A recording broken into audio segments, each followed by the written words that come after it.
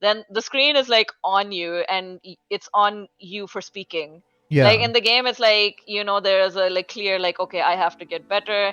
This is my character. These are the matchups. Blah blah blah. Like you just have to prove your point like through playing the game. That like I'm Mm-hmm. good. With commentary, it's kind of not that easy. Like so it can be much harder to like get good at it because there's just so much you have to think about with commentary. With gaming, it's like, okay, you just need to like play your best, outplay the matchup, blah blah blah. But commentary is like, okay, you need to be engaging, you need to know the game that you're talking about, but you also need to make sure that you're unique and you're not copying somebody else, because if you're Mm-hmm. copying someone else, then someone will point it out immediately. All of the eyes are on you. Every little thing that you do on camera will be pointed out. That's like one thing I notice happens with me a lot. Like if I'm staring at my co-commentator too long, then people are like, oh, why is she staring at him so long? Oh my god, like, oh, Yeah. she likes him or something. It's so stupid. It's so stupid. If I'm not staring at them at all, I'll be like, oh, she's not even paying attention to the conversation. Exactly. Like you're like doomed if you do, doomed if you don't, kind of thing. Legit, it's like every little thing is scrutinized. And there are just people who are gonna talk shit no matter what, Like even in Gamers 8, like I was hired for Gamers 8 specifically because I know my shit. Yeah. Like Mr. Ryan Hart. Feel free to not believe me on this. Like, and when I mean you, I mean just like whoever might be listening to this. Feel free to not believe me. But Mr. Ryan Hart, he hired me personally for Gamers 8 because he saw me at Slash and Dash, and he's like, oh, this girl knows her shit. I want her on the team. I was definitely not hired just because, oh, we need a woman on the team. It's like he was confident in my knowledge. And that made me confident in my knowledge. But then you still had people in the Gamers 8 chat being like, oh, she doesn't know what she's talking about. She's just letting her talk off, and she doesn't know what she's talking about. And like at that point, I'm like, if anybody says, if anybody listens to my commentary and then they think I don't know what I'm talking about, at this point, I think it's just, projection. Mm-hmm. You're just like revealing that you really don't know anything about the game at this point, Yeah. So like that one point I absolutely will not take seriously anymore, because then that just tells me that you're not even listening to me, really. One angle that I think that like this kind of stems from is because like in the gaming space in general, like you kind of see that the role that women have traditionally had in gaming is kind of to be like the eye candy of the video game, or like to be like that like there's a degree of objectification and over sexualization that goes on with respect to like female characters in video games. Definitely. And like when they include women in real life in in like the commentating space or in the esports space, they kind of have the similar like reaction. Like a lot of people have a similar reaction to that, in the sense that like, oh, she's just kind of like the diversity hire, she's just the eye candy, or like she's just kind of like this thing that it's there for kind of my viewing pleasure kind of scene. Yeah, God forbid she's hired because she actually, worked for it, or she has the talent. Exactly. She's just there to look pretty. So like the angle that I want.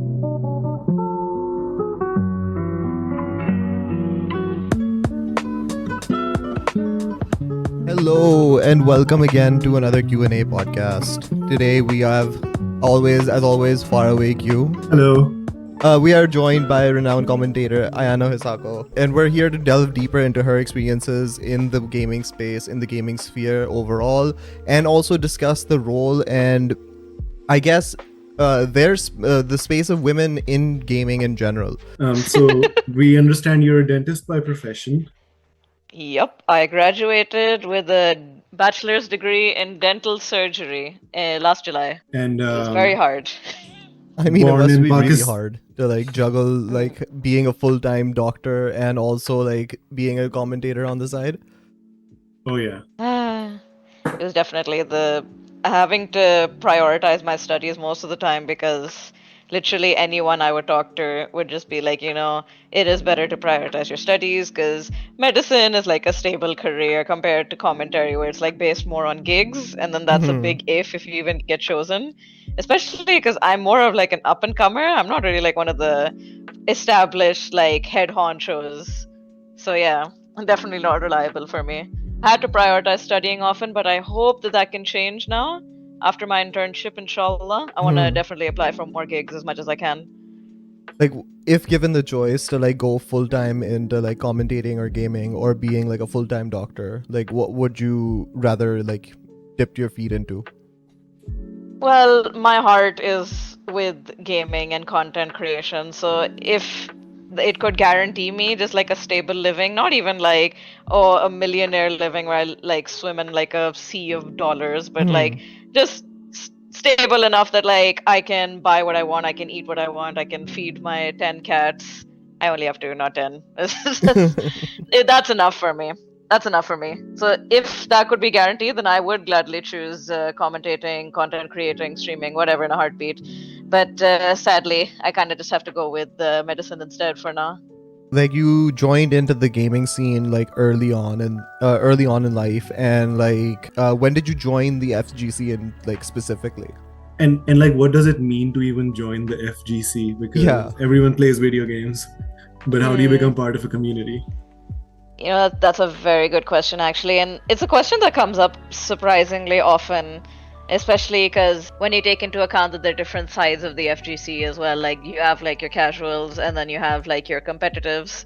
I'll bridge into that. First, you asked like how I got into the FGC. That definitely happened like much later in my life.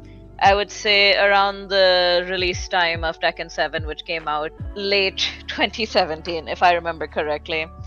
I basically decided I found out that like lots of fighting games have a competitive scene where they play tournaments and stuff like that, mostly through watching content online, streams and YouTube videos and whatnot.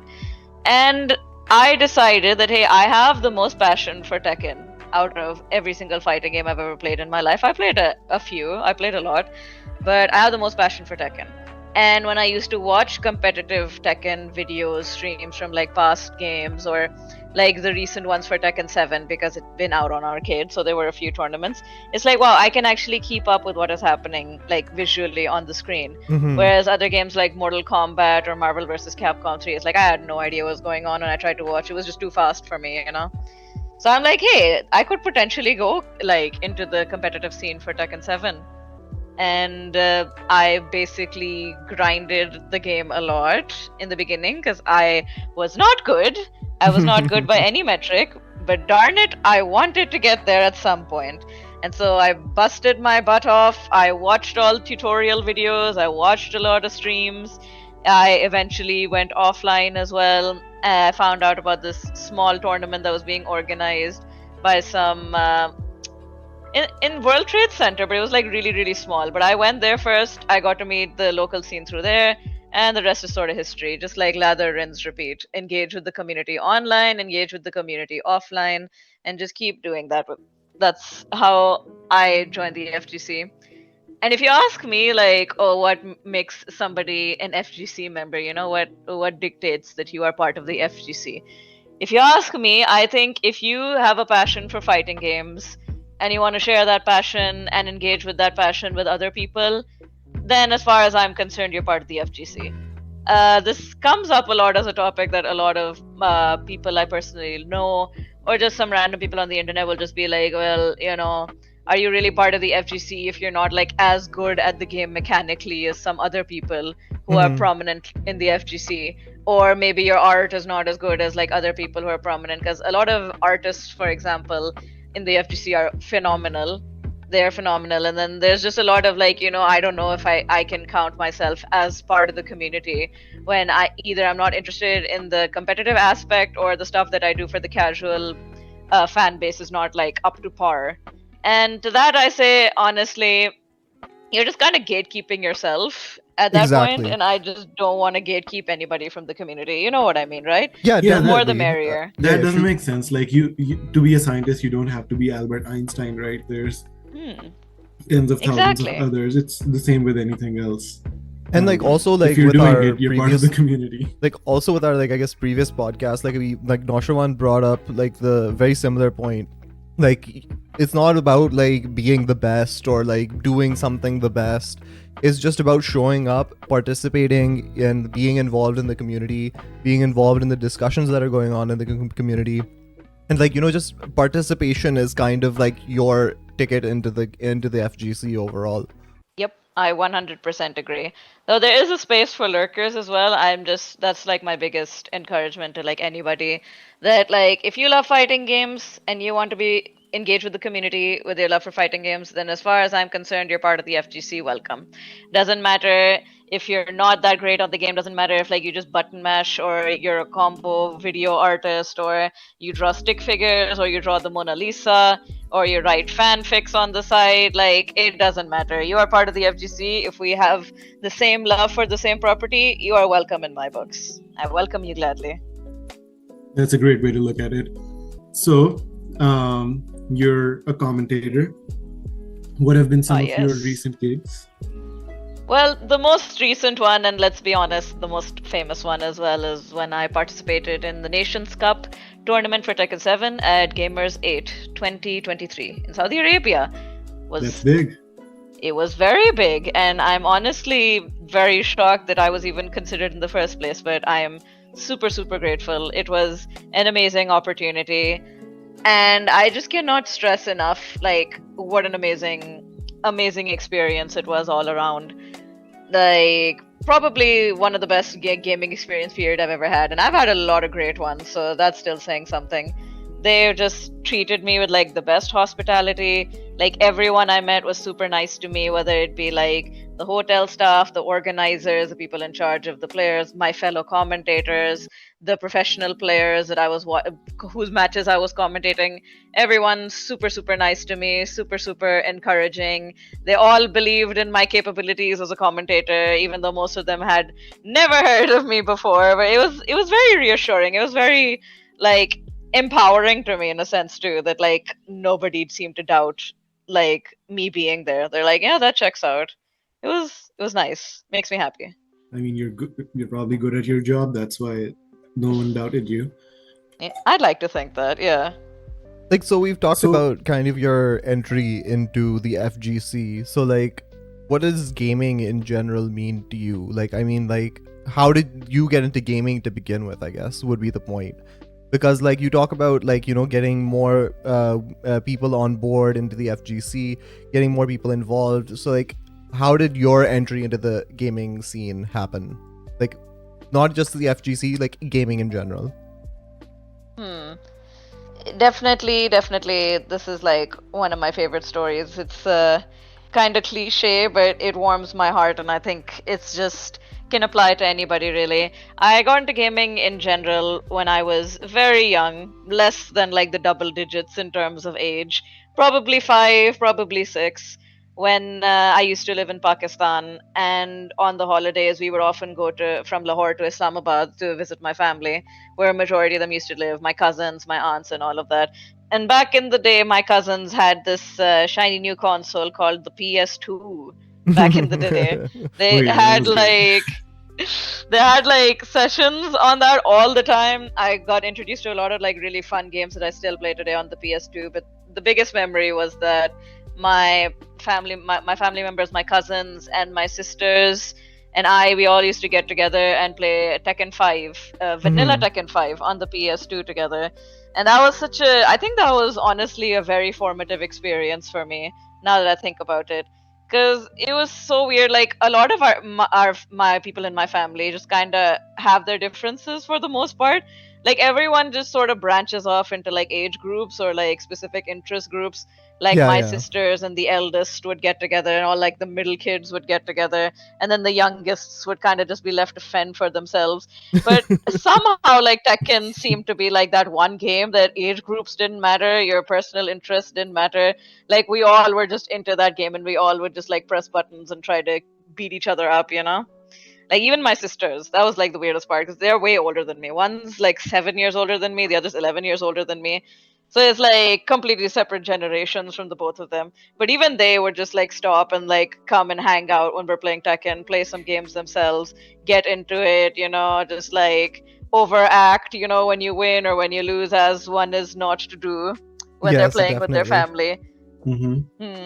So that experience just basically was like, I want to grow up, and when I grow up, I want to be able to participate in this with my family. Because I was too young to play video games, they didn't let me, but I could watch, and I did watch a lot. And then by the time I grew up, nobody was doing it anymore. But still, that memory was just like so powerful to me. Just that this one thing just brought the entire family together in a way that nothing else really did. Like, we had our movie nights and we had like our game nights and all of that. Like, we used to play Ludo a lot as well. You know, it's Pakistani tradition, just playing a lot of Ludo. But like that one was just the most prominent memory to me. So I guess that's like what gaming is to me. When I just think what is gaming to me, I just think of that memory where like it didn't matter what your age was, what your background was, whether you were a male, female, an adult, a child, you know, from whatever side of the continent, you all just got together, you played games together, you had a fun time. Like, all of that was forgotten when you're playing games together. That's what gaming is to me. Like, something that a mutual joy for something, just bringing people together and that we can enjoy it together. Obviously it's a bit generic, that can apply to like anything. It's not too generic. I mean, like for example, like me and Q, like we kind of like bonded over gaming ourselves. Like the first discussion I think that we had with each other was like, are you into COD? And like he was into COD, and then we just kind of like, that's where like, and now we have a podcast. Like, what? Like, this is like how friendships kind of start, like especially between like a lot of people, like especially between like, I guess, introverts, because like me and Q are kind of on the introverted side. So like we bonded over gaming, and then from there just went to like, you know, are you into Skyrim? Are you into like other like video games like Final Fantasy and like Minecraft and like like the amount of time that we spent in Minecraft, good God. Yeah, so then was it easy to convince your parents to buy you a console? I kind of had to wait a very long time because they were very of the mindset that, oh, I just need to get to a specific age to be able to play games. Especially because there were a lot of games that I wanted to play that weren't exactly age appropriate. Like, biggest example was Bully, for example. I loved that game so much. Bro, that was one of the games that my cousins like used to play like nonstop. Like, they were older than me, they could play that. But it's like, I loved that game so much. And like, I would just be constantly begging my mom, be like, please let me buy Bully, please, I want to play Bully, please. And then she knew, like, my cousins would tell her it's not exactly age appropriate, so I had to just painstakingly wait. And then my mom eventually just got tired of my begging, and then she let me play the game when I was 10 years old, even though the plan was wait until she's 13. But she got like so annoyed by my begging. She's like, okay, whatever, go play your Bully. I got to play it at 10 years old. Isn't that great? My game like this was Hitman. I used to watch my cousins play it, and my mom wouldn't let me because you murder people in it. But then after begging, she let me play it if I turned the blood off in the game. That's pretty funny. My mom was like actively very concerned. Yeah, my mom was like actively very concerned if like gaming would just make me a very violent and angry child or something. Like, it never happened, but you know, that was like the prominent mentality back in the day. You know, that like video games make your kids violent or something. Definitely. I mean, like, that's like something I had to like go up against as well. Like, I mean, like, my mom was like, why do you play these violent video games all the time? And like at the time I was like playing, I guess, what, Smash? And like, I mean, like, I was like, this is the only game this console came with. Please let me play this. Like, I got this for my Eid. So like on top of that, she was like, you know what, but this is like taking up so much of your time. Like, why are you wasting your time on this? And like, I mean, at the end of the day, it's like about like friendship, huh? Like, it's about like bonding with friends, bonding with family. Like, I remember I used to like go over to my friend's house all the time and play. We used to play Smash together all the time, and like on top of that, like more like towards the FPS end, I guess, like COD was seen as like a really violent video game. Like, you know, you're shooting guns at other people and stuff like that. And like, oh, definitely, there was always that weird stigma of, I guess, like, you know, like this will cause your kid to become more violent. And like, because like in the similar fashion, like the Satanic Panic back in like the 90s and stuff, like, it's wild that like things are seen that way. And like, you know, on top of that, now like gaming has become such like a national, like international phenomena, and like it's so ingrained into our society. I guess, like, I don't think you can like talk to anyone and they don't play any games. Like, someone has played some kind of game at some point. So like, what other spheres of gaming are you into? Like, because I mentioned back there, like I got into like with Final Fantasy and Skyrim and like these more RPG like games. So like, and also COD. Like, what other like spheres of gaming are you kind of into? I think personally, I have spheres of gaming that I'm not into, and then everything else is fair game. Like, I think I basically sworn off of most FPS games. I tried, I just couldn't get into it, sorry. I've sworn off of most sports games simply because I have a bit of a grudge against sports games. Basically, I was very salty that, like, when I was old enough to play PS2 games, like, my male cousins just wanted to play FIFA instead of playing Tekken versus me. And I took that very personally. I'm like, I hate this game. I hate this game. But I just, not into it. I don't like MOBAs much either, just because they look boring. I'm sure they're very fun to play, but they do not make me want to play them. But other than that, I'll play RPGs, I'm a fan. I'll play a lot of horror games, I'm a fan. Like, some of my favorite franchises are like Resident Evil, Devil May Cry, like that. I mean, Devil May Cry is not horror, but hack and slash basically. Yeah, I like a lot of puzzle games. I like a lot of story games. I really don't limit myself when it comes to that. It's just like, if I think there's any aspect of a game that's I'm going to like, I'm going to like it. I can like a game on one end because it has a really nice, colorful, unique art style, you know. And then I like a game on the other end because it's really dark and gritty and just like, oh my god, it's so gruesome. I'll be like, yeah, I like that. So, like, on the one end, I'll just be like, oh, I love playing Stardew Valley. Stardew Valley is like one of my favorite games, you know, it's so cute. And you can raise a farm and you can raise animals. And on the other hand, I'm like, bro, I love Darkest Dungeon. And like all of these complex like backstories, all these characters, all of these gruesome deaths, and how like you have to trudge through so many yards of despair to finally achieve the one light of hope at the end of the tunnel. You know, it's just like, it's like that for me. And there are, of course, many in-betweens, but yeah. If I like it, I like it. Like, I mean, there's no, like, substitute for, I guess, like, a good game, you could say. Like, other than, I guess, like, specific genres, as you mentioned before, like, sports games. Like, I'm not into sports games that much myself. Like, I will play with, like, people who say, like, you know, let's sit down, let's play, like, a match of FIFA, and I will absolutely suck ass at it. Like, this is, like, the same situation with me with fighting games. Like, I will sit down and I'll have my ass beat, sure. But, like, at the end of the day, like, you know, it's just about, you know, chilling with friends. But, like, yeah, I mean, that's the end goal that you're trying to aim for, right? Yeah, I used to hate sports games as well, but I got good because all of my friends would play FIFA all the time. It is just one of those games. All your boys be playing. Like, COD and FIFA, it just feels like a default. Especially in Pakistan. Especially in Pakistan. It's like the game that every boy seems to play, if nothing else. Yeah, if my friend hears this and hears me saying I'm good at FIFA, he'll make fun of me, but I'm relentlessly like clowned on. It's okay. The only reason I ever play COD is to play with my cousins as well, so I understand. That was the only documented case of me playing COD because I wanted to spend time with my cousins and that's it. Ain't ever playing that game by myself. The online community in general around, like, I guess COD is like very toxic. How has your experience been online? Like, being a woman and being a girl in an online space in the FGC community, how has your experience been? Yeah, it's a very deep layered question because from childhood, I will say that, like, my parents and my sisters and my cousins, whatever, they already warned me, like, in my childhood, that you got to be careful on the internet in general.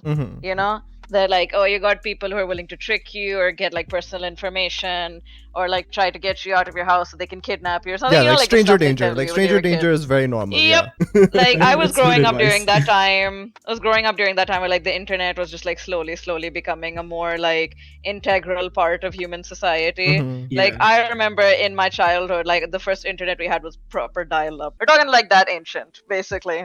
So my parents and my sisters were learning that, you know, with the internet comes dangers. So I was already under the impression that like the internet's not very safe and that you're not supposed to like be completely honest on it. And that's why, like, for as long as I can remember, that's why even now I just kind of try to keep most personal information to myself.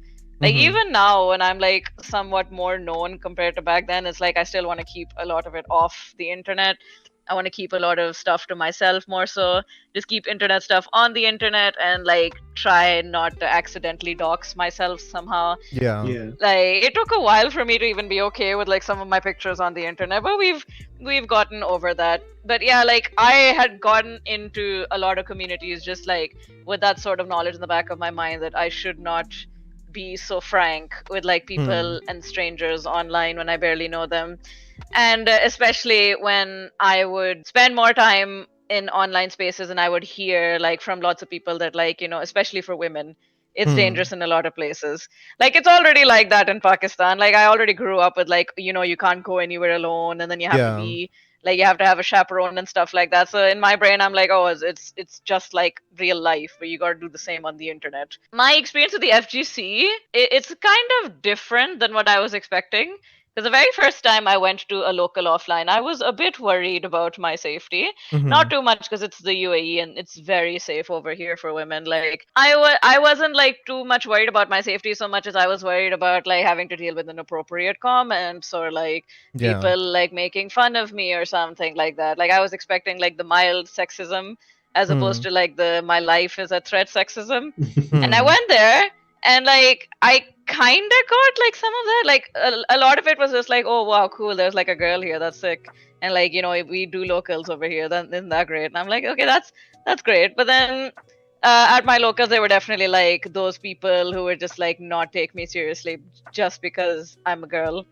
Like, you know, like it's so obvious, you can tell, bro. Like if some random dude were to come sit down with you, be like, hey, can I do a set? And you'd be like, yeah, sure. And then you have a set or something like that. Then I'll just come up and be like, hey, can I have a set? And then they'll like start smiling. And then they look at their homie. And then their homie starts smiling. And then they whisper something to each other. And they're like, yeah, okay, sit down. And then I'm sitting down and I'm trying to play. And then like either they do like some nonsense in game where either they'll just like completely destroy me, and then they'll just like be laughing among each other, be like, okay, well, I don't know why I decided to play with you guys, or they'll decide to go easy on me for some reason as if that's going to help me at all. And that's like the brunt of the sexism I face in the FGC, like offline.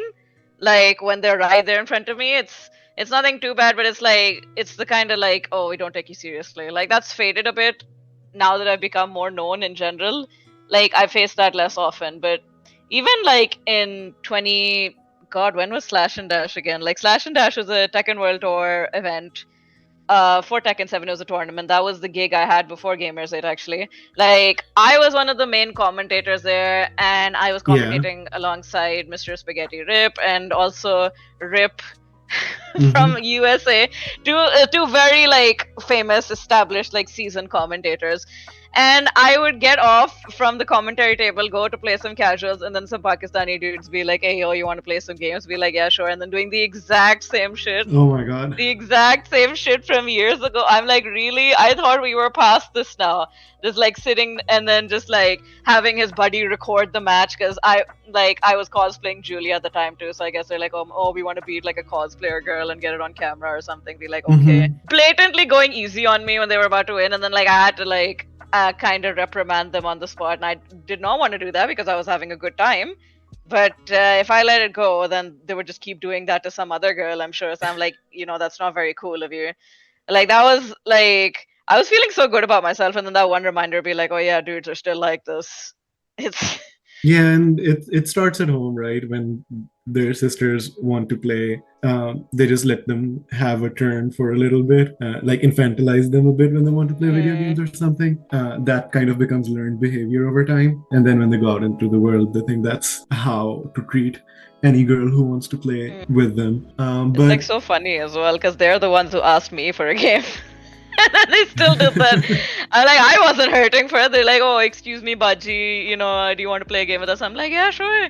Not like I was going after them, being like, oh, please, big brother, please let me play games with you. You know, like it's just bad socialization. Yes, it's like I feel like now this really only happens. Is like I've noticed this only really happens to like Pakistani dudes. Like at this point in my FGC career, quote unquote. Like most dudes are gonna treat me with respect, like right off the bat, you know. Like most of them are not gonna be like condescending or anything like that.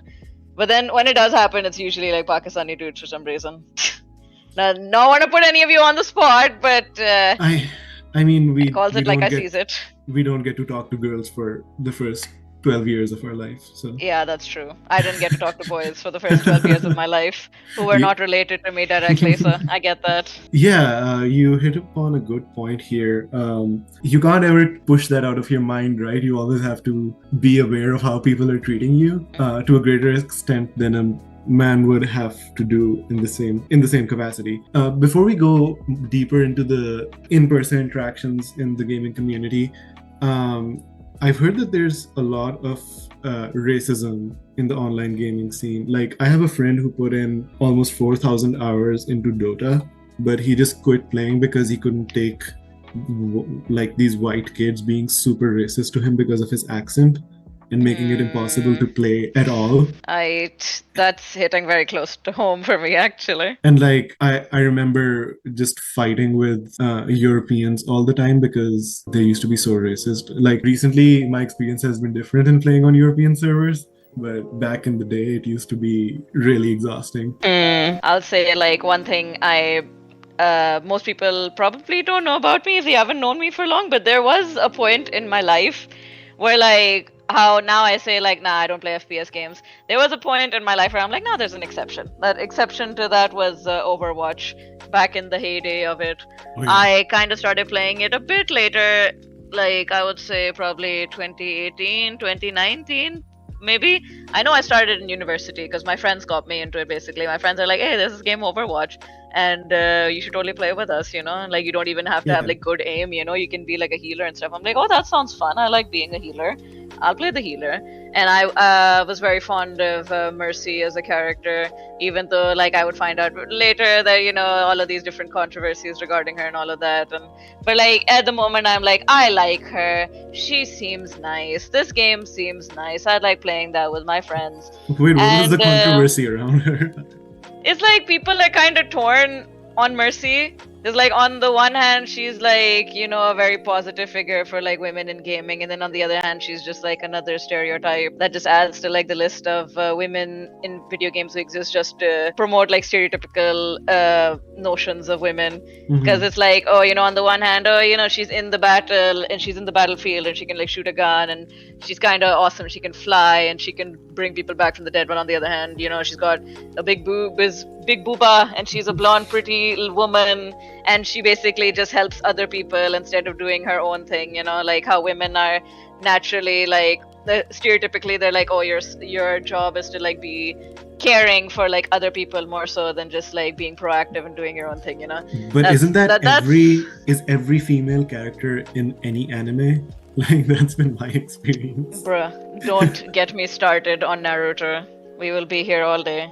That's all I'm saying on that topic. But yeah, there was a point where I was playing Overwatch a lot, because even though I started it just to play with my friends, at some point they got busy, and then I'm like, okay, but like I'm really getting into this game. Yeah. And I started grinding like ranked a lot, started looking up like the same process with Tekken, basically. I think I'm just kind of competitive person in general. So like I started like looking up tutorial videos, be like, oh, how can I maximize this and that with whatever characters I do play? You know, like my aim isn't that great, but I can make up for it with like game sense or like abilities and stuff like that, blah, blah, blah. And so I wanted to like get really good in Overwatch, like how I somewhat got good in Tekken. And at some point it was like, okay, I know that like you have to participate in like voice chat because callouts are very important in like team games. And so I started trying to do that more often. And then that's kind of where I experienced like the same thing that your friend experienced, basically, that like especially because I'm in the Middle East, and Overwatch is kind of flip-flopped when it comes to like Middle Eastern servers, and like whether there's a separate server or we just join the European one. But I spend most of my games in Overwatch just like being in European lobbies. So it's like I always get like some British dudes or something like that. And then consistently I would come into the voice chat, and always the first question would be like, are you Indian? Oh, you're from India? Oh, you sound kind of Indian. Just like it would happen like so much that I was just like, I would just be like, sure, whatever, yep. I'll be like, no comment. Like at first I used to be like, why is that even a relevant conversation? Is that a relevant question? But it happened so much that I got desensitized to it. That was like the least offensive of it. It's like they just felt the need to comment on my accent like the second they heard it. Like, okay, I have a bit of an accent, I understand, but like, imagine I just like came in every time and be like, "Hey, are you British? You from Britain? Like, you sound kind of British. Are you British?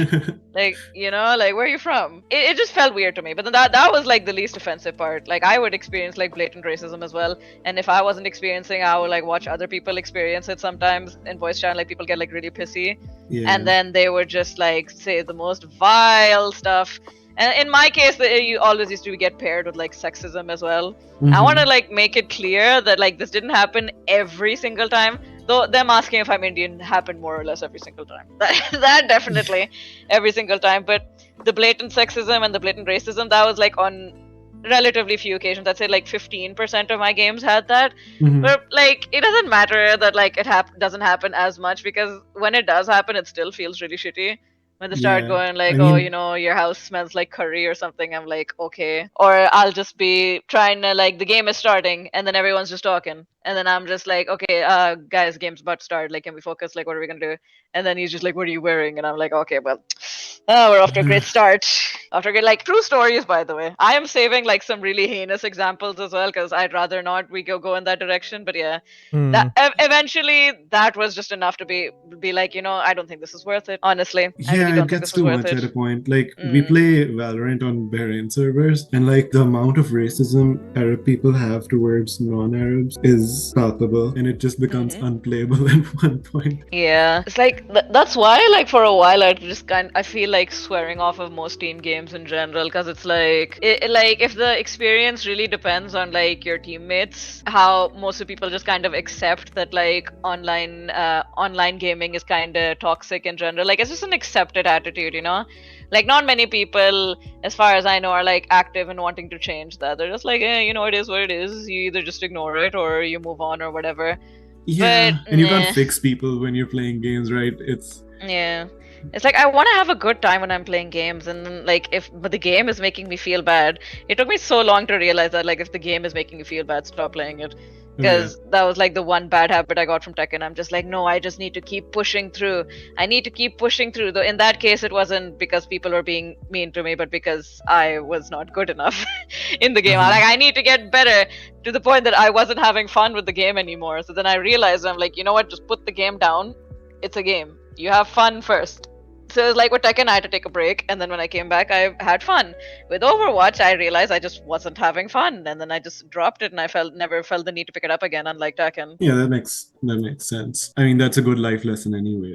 Do you need to get good, or do you need to just leave this? Yeah, just like your mental health matters like a lot more, honestly, than how mechanically good you are, or like what score it says next to your rank or something like that. You know, just games are like that. That's, I guess, why like there's a bit of a divide between the competitive community and the casual community in Tekken.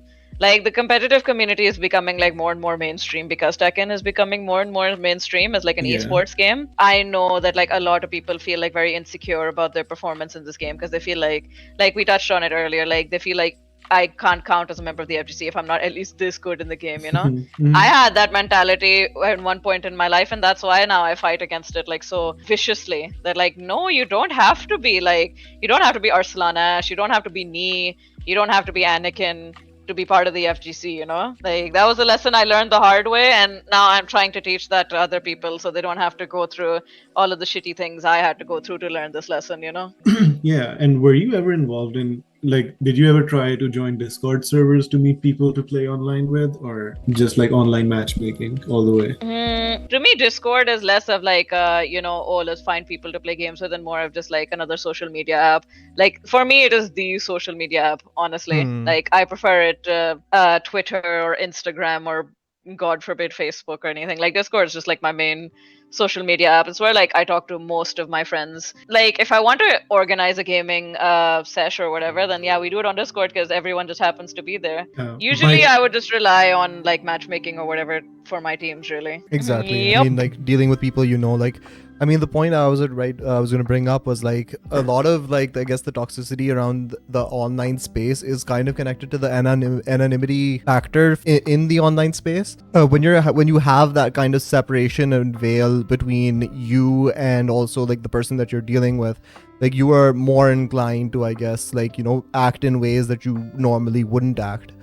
Obviously, like when you have like a mask on in front of you, like you can say whatever you want, and like other people will like they'll have to address the mask. They're not directly addressing you in that situation, and like that, like I guess opens up a doorway to like having more toxic culture and having more toxic people, because like even in like online gaming, you don't go by your real name, you like go by your gamer tag, and like that also like adds like a layer of anonymity in between.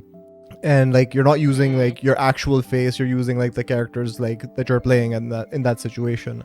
I guess that then that reduces the amount of, I guess, accountability that someone has in general, because like I've seen like the cesspits online, like in general, like when you have like a mask on kind of situation and have an like an alt account or like a degree of anonymity involved, the amount of stupid and I guess heinous shit that people like are capable of putting out in that situation just like absolutely baffles me.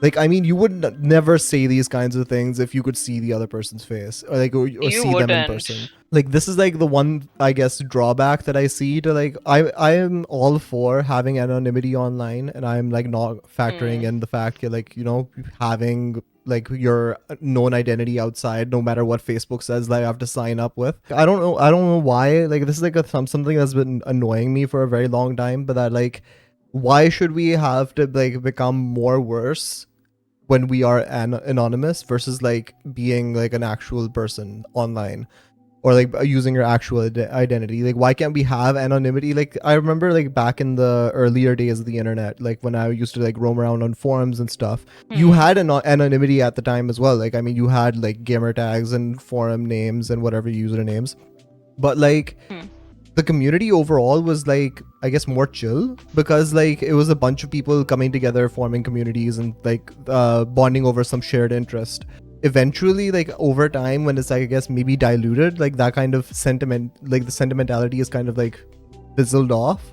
Like, you know, that shared interest in community is kind of like worn off and finished off. People are just like, I'm just gonna be a jackass online and I'm gonna troll this person for no reason. And like, I think you brought up a very interesting thing. It's just like back in the old days when you had like people who were like generally chill on forums, because I think like back then the internet and like forums in general was still kind of niche. So like the people you had coming in were like the people who were like genuinely passionate about stuff like that or whatever. I feel like when anything becomes mainstream and you have like more people just like filtering in, then there's just like a higher likelihood that you're gonna get people who are there like just to be dicks or just to talk trash or something like that, basically. I think that's definitely true with anything, really. Like with any website that started out, like initially you just have like earnest people who want to like talk about stuff and like make friends and all of that. But then the more people join in, then you get bigger likelihood of people just coming in to be rude, or people coming in just to troll, or people to come in to like test the limits. Because I think it's all about like it's harder to hold people accountable as well with anonymity. I won't name names, but there are some tournaments that I would be watching recently, and like a big issue in the FGC that people don't bring up enough, honestly, is the fact that the moderation in a lot of tournament chats is kind of awful. Yeah. Like the Twitch chat, like, and most people's attitude towards this in the FGC, I notice whenever someone brings it up, most people are like, just close the chat, like just watch the tournament and don't pay attention to the chat or anything like that. And like that's generally what I do as well now, but only because I kind of have to, it's the only option left for you. Because then the other alternative is that whenever, especially like since I've been watching since 2017, and the Twitch chat was like one of the reasons I was a bit wary about telling people that I'm a girl on Twitch. Because anytime a girl would show up on stream, or like either as a player or as someone in the background, or the camera focuses on a bit too long, or God forbid a commentator, God forbid an announcer, then the chat would just kind of go in the direction that you think it would go in naturally, and that would make me feel like really bad, and that's like excluding like the blatant racism that's still present in a lot of Twitch chats as well in tournaments, especially towards Pakistanis. I will definitely admit that Pakistanis, because Pakistanis are so prominent in Tekken right now, because currently they're considered the best region in the world currently. Just so no one, gets on my ass about it. We won Gamers 8, we won Tekken World Tour, we won EVO, and we won IESF. Right now, we are the best. Yeah. And that is inclined to change later. Like asterisk, trying to free myself from any slander later on. But yeah, like we're very prominent in Tekken 7 right now because mashallah we are doing really well. And because of that, it's like I do see like a lot of the racism that we have to face in Twitch chats as well. I'm not gonna include the Flukistan comments because I've said that's a joke and people shouldn't take that seriously. But then you have like people like legitimately still calling us like terrorists and stuff like that, and like that isn't really addressed either. Yeah, like there's like priorities in this situation. Yeah, there's blatant racism, blatant sexism, and then a lot of fat phobia as well, and just like a lot of stuff like that. And I think the easy solution to that is to just have better moderators, but it feels like organizers or whoever are in charge of like these Twitch channels, they just don't seem to be interested in that for whatever reason. Like whatever channels that I moderate in, for example, like I'm a moderator in like the Maniacs Gaming Hub Twitch channel where like a lot of Pakistani tournaments happen. And like when I'm a moderator there, like I don't know, I won't speak for other mods, but like I take my job seriously. So I'll make sure that like if anybody's being like really shitty, then I'm just gonna like time them out or ban them on the spot or something. And people still have fun in Twitch chat, like they'll still make their jokes, they'll still like go like, oh my god, that just happened or whatever, but it's just like minus the toxicity that will be like sending a lot of people away from the Twitch chat otherwise. For sure. I mean, it's easy to have fun when there's not people saying heinous things in the chat. And also being a moderator in a big tournament chat sounds like an awful job. Yeah, it is an awful job, but I know that there are plenty of people who are willing to do that if it means the chat and on places are just like friendlier and better in general. I know plenty of people who are like damn good at their job as like moderators, and I know a lot of them. So it's not even an issue of like supply and demand. Be like, oh, there aren't enough mods around who are willing to commit to that. Like I know people who are willing to commit to that. It's just there seems to be a lack of interest from like the people in charge to like support this. And a lot of people in the FGC, like I tell you, like 80% of the people who respond when I bring up an issue like this or someone else brings up this issue is just like, oh, just ignore it. You don't need the chat. Just watch the tournament, just ignore it. It's easy for me to ignore, I guess, but then this incident happened like a while back. I've totally forgotten what year it happened, so I can't be very specific. But I know that it was a European Tekken event, and they had a bunch of ladies cosplaying the Tekken girls and all of that. And then whenever they would show up on stream Twitch chat, would be Twitch chat. And one of the ladies actually got to see it, and then she kind of broke down in tears because they were just so awful. I mean, like, there's on one end, like, people are saying, like, just close Twitch chat and, like, ignore it. But, like, at a certain point, like, when you're putting yourself out there, like, for example, like, these women who are, like, cosplaying and also, like, commentators and other people who are involved, like, other female esports players, they can't turn off Twitch chat. That's, like, part of their job at that point. And also, there's, like, you can't turn off from the internet because, like, the internet is kind of, like, your main space where you're operating. Having that as an ask from like someone who is that deeply involved in the community to the point that they're cosplaying,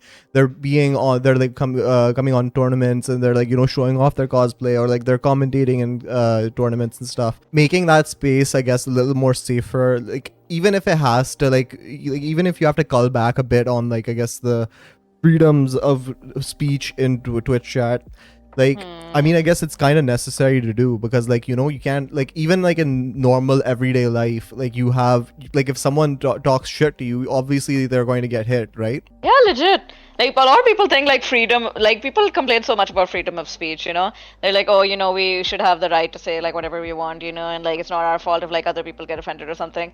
Like my response to that, like freedom of speech does not equal to freedom from consequence. Exactly. That's what I think. Exactly. And like that's like what a lot of people just like don't really understand about this point. They like just say like, no, you're censoring us, we need freedom of speech, like Twitter is now like 100% pro free speech, only it's like pay to play now. But like I mean at the end of the day, like I mean you're still going to suffer consequences, and then when you remove said consequences from being taken, like from taking action, like for example like getting banned or like being timed out or even like other stuff, like like people like even like a community wide calling out of like certain actors like in this phase. When you stop doing that, like these people gain more confidence in like understanding like, oh, I can say all of this stuff and no one will ever care about, like no one will ever say anything about it. Exactly. And then they like And that's what gain, motivates these yeah. people more than anything, you know, it's just that I can get away with it. That's like the biggest motivator I've noticed for people to just keep being shitty in certain places, because if they feel like no one is going to stop them from doing it, they'll keep doing it. Because even like I'm bring this back to like when I used to play Overwatch and be part of the voice chat. Like all it took a lot of the time was just one other person in the chat to be like, you know, stop doing that. You're being shitty, and then they would just immediately stop. Like it was insane how effective that would be. Like that's why like most people would say like, you know, if you want to help like women being harassed or something, just step in and be like tell them to stop, like don't be quiet, because 9 out of 10 times they will legit stop if like somebody else turns against them. And I notice it's like the same in like Twitch chat as well. Like if you are firm enough to be like, okay, this is not going to fly, this is not going to fly, then eventually like most people will be like, okay, it's not worth it, and then just not do it. You'll have like the one weirdo who'll make like 10 accounts just to keep testing their luck. But for the most part, most other people are gonna be like dissuaded from being shitty. That's why I'm just gonna keep advocating for this until it becomes tournament standard, I guess. Yeah, even and like as men, it becomes an important job to do that, and the returns you get on it are very significant. Like you said, like you get most of the way there just by saying something. But it makes such a big difference. And like I know that like a lot of men just back in the day be like they don't even want to speak because they're like, I don't want to get involved. Like I may not have a problem with you personally as a woman, like I'm a man, you're a woman. I may not personally have a problem with you, but I don't want to get involved when people are talking shit to you. When if they'd literally just be like, hey, yo, knock it off, then they would have knocked it off. Be like, okay, but whatever, you know, back to the game. Like that's happened too. So like necessary that I hope people understand this more, that you just need to speak up when stuff like this is happening. It makes such a huge difference in like so many people's experiences. Yeah, I mean, like, it's like a small gesture of kindness, nah, at the end of the day. And, like, I mean, it's such a small thing that, like, you can do. Like, you know, you say, like, you know, just shut up, or, like, you know, like, just, like, you know, stop doing that. Like, simple things, like, make the lives of other people, like, infinitely better. So, like, another thing I wanted to get into was, like, how was your experience, like, in the FGC community, like, IRL versus, like, online, I guess? Like, how would you compare and contrast these two spheres? IRL is definitely like way better. I think it also helps that I live in UAE, which is again a very safe country. Like you can't really harass women over here without facing like actual consequences, you know, like physical consequences. Like whether like a fine or like jail time or something. So like they treat women with a lot of respect over here. Context for whoever needs it, but then that's also why like my offline experiences have been very good compared to my online experiences, where like you know, it's a bit wishy-washy, depends where you are if there's any consequences or not. That's why like the most sexism I would face offline is just like, oh, you know, they don't take me seriously, and nothing like actively dangerous or actively like dehumanizing or something like that, you know, just like making inappropriate comments or gestures or like whatever like that. I haven't faced that, alhamdulillah, and didn't face that in Saudi either, alhamdulillah. I didn't face that in Pakistan either, alhamdulillah, when I went to not take down Takra Cup. I got to commentate there as well. I did like a 1 hour session back then. That was like one of the bigger gigs I'd gotten back in the day. This was 2022. Yeah, last year. Yeah. It was definitely last year. And alhamdulillah, I was a bit worried over there, not gonna lie, because you know, Pakistan. But everyone ended up treating me very respectfully, and I had my friends close with me. A lot of people. That was also the first event where like people came up and they said that, oh, you know, they really appreciate what I do for the community. And that just felt very heartwarming, you know, that like people who know you from what you do online, like they come up to you and be like, oh, you know, I really appreciate that you speak up for these issues and that you're doing this for women and you're doing this for the FGC and blah blah blah. And it's like, oh my god, sometimes it just feels like whatever you're doing is just not going anywhere, you know. Exactly, yeah. And then these people come and then they're like, no, like you have like touched me positively, you know, like what you have done has like affected me positively. And then it just makes you want to do it more, you know. It's like people like you are the reason I want to do this in the first place. I mean, definitely, like 100%. Like I can like kind of relate to like the frustration. I guess Q can also kind of relate to the frustration that like having a counterpoint to like the common narrative that's passed like in general in society, and asking questions that go counter to that. like it feels a lot like you're speaking out into the void and like you're not getting any echoes back. But like eventually when that one person comes in, like, it feels like really good to like have your like thoughts affirmed, in the sense that like you're not going insane, like you're not 100% wrong, but like for like thinking this way. But like there are other people who kind of agree with you in that aspect. But like if you're on your own, it's so easy to doubt yourself, right? Exactly. Yeah. What you're doing makes no difference at all. And like it is for those like I one definitely people. feel that. Yeah, it is for those one people who come and in. like if your friends or someone very close to you tells you you're doing a good job, then you're like, they have to say this. But if it's someone who doesn't have any stake in it, and then they go out of their way to appreciate you, then that obviously means a lot more. Yeah, exactly. Like, I obviously appreciate my friends as well, because they're the ones who are gonna support me consistently. Like, much love to my community, to my moderators, to the people who have been encouraging me, like, daily, like people who encourage me daily to do what I do. Like, much love to you guys as well. But it does hit different when, like, someone who's not personally invested in you is gonna come and be like, I appreciate what you're doing, and you should keep doing it. And yeah, I will support you. It's just like, it's a very nice feeling, and it's like, I am doing this for people in the FGC who want or need that representation of sorts. Like, I didn't really want to be a big figure initially. I'm more of like I'll just sit in the corner and watch everyone else kind of person. Like, if you want to talk to me, we can have a great conversation, but I'm not the one leading the conversation. Yeah. But at some point I realized, that like, if I want women to have more say in the FGC, have more stuff to do in the FGC, have more opportunities, then I need to be a part of that change rather than just, sitting advocating for that change. Yeah. Yeah, exactly. Like, I need to help contribute.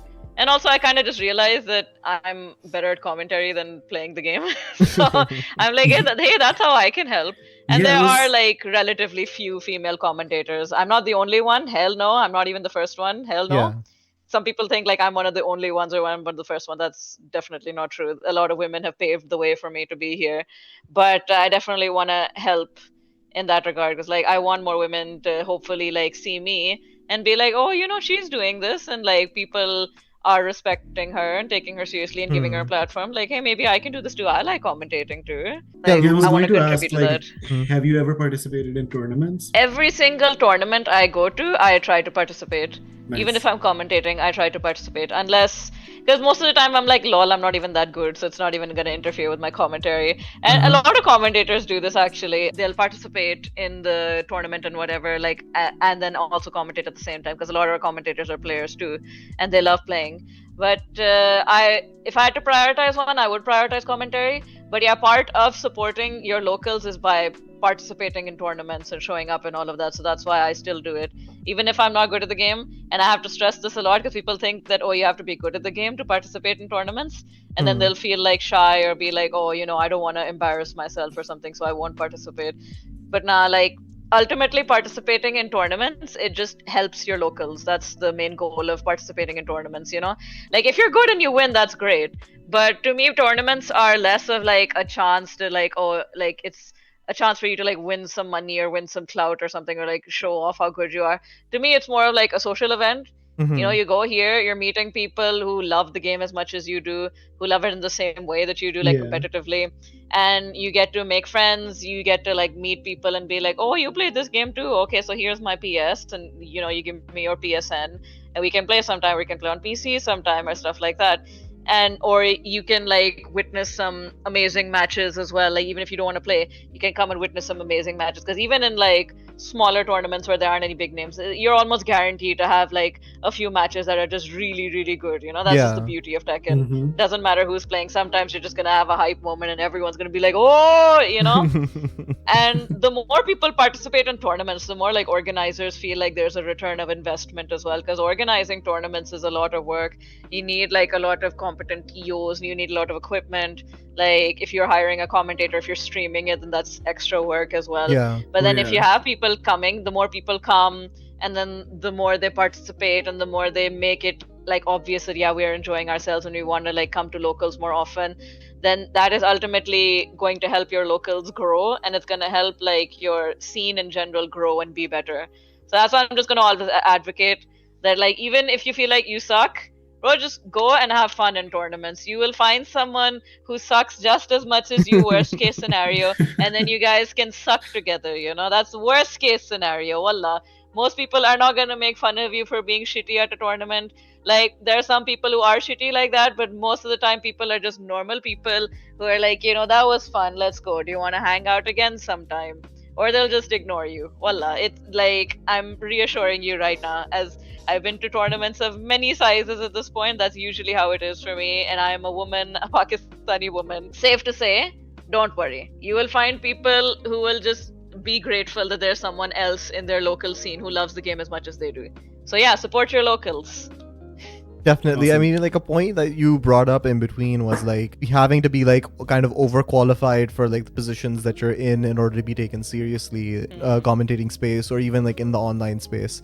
Like, I would like to get your thoughts kind of like on this aspect. Like, did you yourself kind of have to feel that you have to like overcompensate in certain areas to like, you know, be taken seriously? Otherwise, like, other people will be like, oh, she's just a girl, like, you know, let her talk about whatever she wants, or like have like a kind of dismissive attitude towards you. No, I've definitely been on the receiving end of that. Yeah, as it's so weird that like the people who actually know shit about commentary or about Tekken or something, they're not the ones who doubt me. Like when I remember like my very first like major gig that I did was this charity event that Divine Muses was organizing in collaboration with like breast cancer research. And I organized a little exhibition match alongside the founder of Divine Muses, one of the founders, Voivoda Rose. Much love to her. I owe a lot to her. So she let me organize an event that I could then commentate for as well. And I was so nervous. It was like the biggest event I had done so far. And I just actively went and I asked Mr. Spaghetti Rip for advice, because he had mentioned a very long time ago prior to this that like you would be a good commentator, and you can always ask me for advice if need be. And he is like one of the most well-known commentators. Like he is like top 5 commentators, especially like right now for Tekken. So, like I wasn't in the Tekken scene like, that much, and like I've seen like his tweets all over the place and being like retweeted all the time. Like, yeah, he's pretty big in the space. Yeah, so it's like that was reassuring that, you know, someone as good and like as famous as him thinks that you were potentially good as well. And that was before like I really got into the rhythm of it as well. Like by the time Gamers 8 happened, and Gamers 8 was just like the biggest like oh my god moment, because then like it wasn't just Spag at that point. It was Rip, Markman, Tasty Steve, Ryan Hart, MYK, Bloodhawk, Majid Ababa, like all of these people who are like been commentating way longer than I have been a part of the community way longer than I have, who are basically just like celebrities in the FGC, as sitting in the same room as them, hearing like the debriefing for how the event's gonna go down. And I definitely felt it then, like I need to be amazing to keep up with these guys, you know? I was the only person on the casters team for Gamers 8 that was new. Everyone else on that team was like well established, and like they've been doing this for years. They've been part of many events. I was the only new face there, relatively, even though I'm not really that new either. But you know, most people were like, wait, who's this comparatively person, you know? speaking, like everyone else is like, yeah. So it's like I felt like a lot of pressure initially. Like that's the important word here. Like initially I felt like a lot of pressure, and every event before this I felt a lot of pressure. But what helped me like clear from this was that all of the other people, all of my fellow casters, so all of these men that I look up to and I respect and all of that, they had utmost faith in me. Yeah. Like they were not even worried for a second that I would flub or I would like not be good on the level of like them or anything like that. Like I was just making like a few self-deprecating jokes, and then they'd be like, nah, you got this. Like not even just like doing that to reassure me. It's just like so like it's hard to explain. It's like you're there, and then they're just like so blatantly confident in you. They're like, oh, we're not worried. You know? Like I understand at this like, point. Yeah, I understand the point that you're making. Like I mean, it's like when the commentators and like other people around you have confidence in your capabilities, like to, you know, carry out a job or do the thing that you were there to do. Like I don't understand like the counterpoint to this. Like there's like a understanding, I guess, like within the gaming community that's like kind of resurfacing, that like they only brought you on because you're a woman kind of angle that plays into it. Yeah, the diversity that's a very popular. The diversity hire. That's exactly. a very popular opinion. Yeah, I've noticed that showing up a bit in the FGC as well. and I'm sure someone thought that about me as well.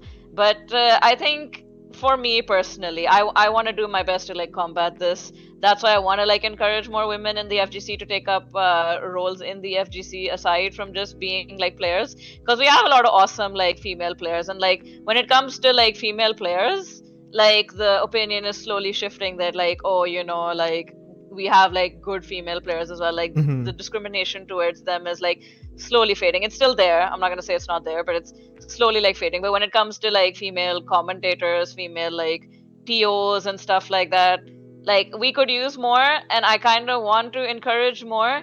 Like TOs, I know, for example, there's Farsai who TOs a lot for her the Danish scene, and she's awesome. Like TOing is still relatively like there's less stress to it. Yeah, I mean, like you're kind of behind the of other scenes at people's that feedback. point. Yeah. Exactly, but commentating, that's a big one. That's like the biggest hurdle, I think, for a lot of women to go into, because then the screen is like on you and it's on you for speaking. Yeah. Like in the game, it's like, you know, there's a like clear like, okay, I have to get better. This is my character. These are the matchups. Blah blah blah. Like you just have to prove your point like through playing the game. You know that like I'm good. With commentary, it's kind of not that easy. Like. So it can be much harder to like get good at it, because there's just so much you have to think about with commentary. With gaming, it's like, okay, you just need to like play your best, outplay the matchup, blah blah blah. But commentary is like, okay, you need to be engaging, you need to know the game that you're talking about, but you also need to make sure that you're unique and you're not copying somebody else, because if you're copying someone else, then someone will point it out immediately. All of the eyes are on you. You know, every little thing that you do on camera will be pointed out. That's like one thing I notice happens with me a lot. Like if I'm staring at my co-commentator too long, then people are like, oh, you know, why is she staring at him so long? Oh my god, you know, like, oh, she likes him or something. It's so stupid. It's so stupid. If I'm not staring at them at all, I'll be like, oh, you know, she's not even paying attention to the conversation. Exactly. Like you're like doomed if you do, doomed if you don't, kind of thing. Legit, it's like every little thing is scrutinized. And there are just people who are gonna talk shit no matter what, you know? Like, even in Gamers 8, like, I was hired for Gamers 8 specifically because I know my shit. You know, like Mr. Ryan Hart. Feel free to not believe me on this. Like, and when I mean you, I mean just like whoever might be listening to this. Feel free to not believe me. But Mr. Ryan Hart, he hired me personally for Gamers 8 because he saw me at Slash and Dash. And he's like, oh, this girl knows her shit. I want her on the team. You know? I was definitely not hired just because, oh, we need a woman on the team. It's like he was confident in my knowledge. And that made me confident in my knowledge. But then you still had people in the Gamers 8 chat being like, oh, she doesn't know what she's talking about. She's just letting her talk off, and she doesn't know what she's talking about. And like at that point, I'm like, if anybody says, if anybody listens to my commentary and then they think I don't know what I'm talking about, at this point, I think it's just, you know, projection. You're just like revealing that you really don't know anything about the game at this point, you know? Yeah. So like that one point I absolutely will not take seriously anymore, because then that just tells me that you're not even listening to me, really. One angle that I think that like this kind of stems from is because like in the gaming space in general, like you kind of see that the role that women have traditionally had in gaming is kind of to be like the eye candy of the video game, or like you know, to be like that like there's a degree of objectification and sexual over sexualization that goes on with respect to like female characters in video games. And like when they include women in real life in the in like the commentating space or in the esports space, they kind of have the similar like reaction. Like a lot of people have a similar reaction to it, in the sense that like, oh, she's just kind of like the diversity hire, she's just the eye candy, or like she's just kind of like this thing that it's there for kind of my viewing pleasure kind of scene. Yeah, God forbid she's hired because she actually, you know, worked for it, or she has the talent. Exactly. She's just there to look pretty. So like the angle that I wanted to like kind of get into you with was like with respect to the kind of representation in video games in general, but with women in general. It's like become a kind of like a hot button topic all over again. As I said at the beginning of the podcast, that like we've kind of reverted back to the Gamergate era, and we're starting to question like why women are in any of our media spaces whatsoever, be it like gaming, be it movies, or anything else, and like why racial casting being done for like specific characters and movies and etc. etc. One thing that I wanted to get into you with was like what would your thoughts kind of be on this angle that's like being played nowadays. Like I unequivocally know that like women deserve a space in our online spaces and in our like media, because like obviously they're half the fucking population. Get real. I mean, you're Exactly. not going to ignore 50% of the population. But like, Exactly. I wanted to like get your take on like why is there like a kind of over sexualization in video games done in the first place, or like why is there like that kind of angle being played? Like why are like that women are there in media just to be the eye candy? That is definitely a problem since the dawn of time, I feel like. Not just in video games, I think in media in general. Yeah. There was always just like, I think societally, there was just like this treatment or this expectation that like men are kind of like the default, and then women are just kind of like the extra. So then a lot of things perpetually kind of just get encouraged or whatever because of that. So it's like even now in today's society where like, you know, men and women are considered more equal, not as equal as they can be, but we're getting there. Whereas like in olden times, there was just like a very clear distinction, you know, like men get to do this, men get to do that, and women just kind of, they mostly just exist like in ye old ancient times to get married and save the human race from extinction by having babies. And that's your job basically. And the men are basically doing everything. I feel like it's kind of an extension of that as well, as just like your value as a woman primarily used to come from like how well you can attract a husband, because that's where you're getting like your security from back in the day. Like women had to treat this seriously because you couldn't really open your own bank account, you couldn't like have any sort of financial stability, not a lot of jobs would like hire women in the first place back in the day. Like your best option was to like marry into stability more so than have your own. It's obviously different now, but then, you know, those ancient mindsets, they start from one place and then it does carry over to modern day in one way or another. So I feel like a little bit of that is evident in how, like, I'll say the sexualization problem is getting better in gaming. I think you have a lot more variety in body types now, a lot more variety in like clothing types as well. Like it's definitely getting better. It used to be much worse. It's getting better, but I do think that like that happened in the first place is because in gaming men were considered the default. And so female characters were not really created for like women, they were created for men. Like they were created by men for men, because it was mostly men in the gaming industry as well. So it's like you have men creating women so that men can enjoy them. The reason why I feel like a lot of them were over sexualized or maybe didn't have a huge part to play in whatever game they were in initially. They think like, hey, what girls are gonna play the games, you know? Like games are for boys. Boys are gonna play this game. What do boys like? Boys like pretty girls, you know, with big booba. You know, thankfully we're moving past that now. Now it's like they've done studies, they've done a lot more studies, and a lot of changed. And like it's more or less that like women are playing games almost as much as men are. Like men, I think, are still slightly more dominant, but women definitely play a lot more games now.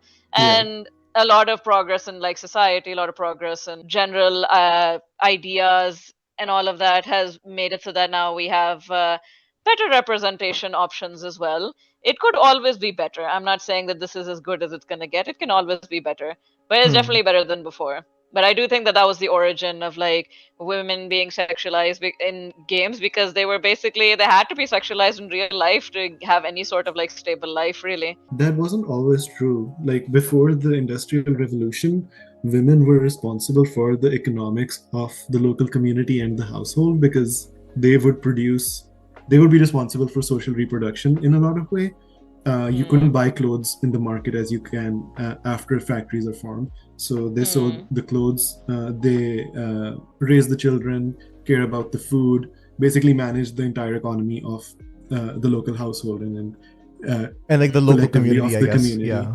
But with the Industrial Revolution, when people get displaced from the land they have and be put into small housing, work for wages, and those jobs are usually labor intensive, so men are preferred for them. That gives men this disproportionate power because they're the ones getting the money, which is the only source of economic power now. And then women slowly start becoming subservient, and that's how the media starts representing them as well after a certain point. That's a very interesting point, actually. Like I did not know about the first part before the Industrial Revolution. That makes a lot of sense, honestly. We're still trying to recover from that, huh? Like, Yeah. before we switch off from this topic, like I have a really kind of cool theory that I want to like get into with you guys. Like I want to get your thoughts on this. Like this occurred to me like the other day that video games in general, when at their inception, weren't inherently gendered to begin with. Like they were kind of unisex, right? Like I mean, if you wanted to play Space Invaders or you wanted to play Pac-Man or if you wanted to play like Pong or whatever, these older games like they wasn't essentially geared towards like the male audience or the female audience. It was just in generally geared to like people, right? Like people who were in the space, who were in the computer geeky kind of era. Then overall, slowly, like when you see like the rise of video gaming in general and become like a more household kind of thing, there's like specifically two meccas kind of gaming, or two spheres of gaming that kind of exist in our modern world nowadays. Like one is the East Asian essentially market, and then there's like the Western market. So in like East Asian market, you have a higher diversity of characters. You have women who have like stronger character and storylines. And like for this I'm saying with respect to like kind of RPG genre, or like even like fighting games kind of like arose from that kind of East Asian sphere, with Tekken, with Street Fighter and King of Fighters and Mortal Kombat. But like in the Western sphere, you see specifically with the rise of FPS games in particular, like you have Doom, Quake, like other things like that in that ilk, you see like there's a change in their kind of way of producing games. Like as soon as like the FPS genre like kind of came into existence, you see that like there's an instant shift from like not having more inclusive games to like having a game that's geared towards men in general. Because like even in like the FPS genres before, like I guess like the wokeification, quote unquote, you see them like you primarily have male characters involved. You're like generic white military dude fighting off terrorists. Like this kind of storyline kind of came into being over time slowly with Western like FPSs, and especially like even RPGs. Western RPGs kind of like fell into that line. Versus like in Japan, you have like Final Fantasy, which has like tons of characters which are like who are women. You even have non-binary characters, trans characters in them. They have extremely well fleshed out storylines, but like there is always that angle of, I guess, sexualization in Japanese games that is kind of inherent, because like, you know, there's like a degree of objectification that's going on globally in the gaming sphere generally, but like it kind of passes the Bechdel test, you could say. Versus like Eastern games where like if women are involved in those games, like they exist to be either A, objectified, or B, brutalized in some way. And like that, I guess you see that rise especially with, I guess, more mobster oriented games. Like for example, you could say like gangster oriented games like GTA and others of its ilk. And also like you see it in, I guess, FPS games like COD. You see it in Halo, and also other like franchises that are kind of in that sphere. But like the thing that I was kind of trying to arrive at is that like maybe because like since fighting games kind of arose from like the Eastern sphere, like that's why they have a generally more inclusive community, and on top of that have more inclusive characters in their video games versus the Western sphere. Like even I found that myself, because like I've gone to gaming with Final Fantasy specifically, and I enjoyed the game because all of the characters were well rounded. Versus like COD, which you have generic white man goes and kills terrorists type vibe. Yeah. I think games like that being popular in the US as well, don't quote me on this because, you know, I haven't done my due diligence and my research, but I think a lot of it had to do with like how the culture was in America and like the 2000s especially, with like the whole war on Iraq and all of that. The sort of culture that was prevalent back then is like they were very like pro-war, pro like war on terrorism and blah blah blah. That was a thing back in the day. The glorification of the military and whatnot as well. And because of that, you couldn't really have like people like from other countries play, like you play COD and then you're going on like some mission in some random ass country, and then like these country people, you don't learn anything about them, their face or their names or their families or anything like that. It's just like, oh, you're just killing them, you know. I think it, like, you know, feel free to someone actually me in the comments or something be like, no, that's not entirely it, but I think that might definitely have a factor with it, which is why like maybe like a lot of East Asian games do not tend to have like that sort of focus on war. Because like Final Fantasy is a good example, yeah. Because like when I think of like the very popular Final Fantasies, like Final Fantasy VII has like the environmental message to it overall, basically, and Final Fantasy X has a sort of like I guess anti-organized religion, but like the point of it mostly was just like to like stop needless sacrifices, I guess, you know, which can kind of go against like when you glorify the military and be like, hey, no, your sacrifices are to further your country and to further your people and all of that. So like whatever you lose in the war, it be your limbs, your life, your legacy, like your homes or anything, it's like it's for the greater good. Whereas in Final Fantasy X is like, you know, even if people are dying, like their sacrifices aren't futile. Like it's like they like should not have to die in the first place, you know. Like it's like a very much like, it sucks that you died, but like I thank you for your like contribution to this kind of thing, or like I thank you for like helping out in achieving our goal, or etc. etc. There's like a degree of acknowledgement that goes on. So like I guess I think definitely it's a cultural thing in that regard, and definitely. Historical. It's probably like a cultural kind of thing in that regard, but like stemming from that, I guess you could say like that kind of led to having more diversity in your fighting games, because like a lot of the fighting games grew out of that sphere, and like a lot of MOBAs as well. You can even see like a lot of their champions and stuff are women, and like you can see them. They have all kinds of body types, all kinds of experiences, and like they have their own quote unquote lore behind it. I especially respect like Street Fighter a lot, like modern Street Fighter as well. Street Fighter was like one of the first fighting games, so obviously it's like it's gonna figure out how to do a lot of things right. But like Street Fighter, I think probably is like the gold standard for when it comes to like diversity in fighting games right now. Like as far as I can say for now, because I really love the representation that we have for women in Street Fighter, because Street Fighter, one of the first fighting games, also one of the first games period to have like an actual playable like female character who is a badass, is like fighting like alongside the men and against the men. And she's like, I love Chun-Li. Like I looked up to her like from my childhood because of that. She's like one of the few women in gaming in general is just like who's keeping up with the men, you know. Whereas like little Pakistani little girl me didn't really think that there was such a concept as keeping up with men, especially like not physically, you know. But like you have Chun-Li who's just like going around like, I'm the strongest woman in the world, and be like, nah, I can handle these men, don't worry about it. Like and then that's how I felt about like Asuka. So like that's why I have like a lot of love for Asuka Kazama from Tekken 8, is because I saw a lot of myself in her. That like little Pakistani girl me is just like, you know, I don't feel like I can truly be like myself. Is just like I was very loud spoken and brash, and like I used to get very rough and tumbly, like very like tomboyish, I guess is the word for it. And I used to give my mom a huge headache with that, because she's just like, God, how am I gonna get this girl married when she's older? But then I see Asuka, who is basically exactly like that, and it's not really like it's seen as a bad thing. It's like, oh, you know, it's a badass thing. Yeah, it's a badass and she's thing. awesome, and she gets to kick people's asses and stuff. So even though she's like a Japanese girl who's jumping off buildings, and I am just like a Pakistani girl who's just like playing video games in her room, it's just like I felt that connection to her. I still feel that connection to her. That's what I love about video games. So yeah, Street Fighter definitely up there. Street Fighter right now I think probably wins out in terms of representation. You have like so much variety in Street Fighter when it comes to women in general. You have like your strong feminine types, or like Chun-Li and Cammy, or like they're conventionally attractive. They got conventionally attractive bodies and all of that.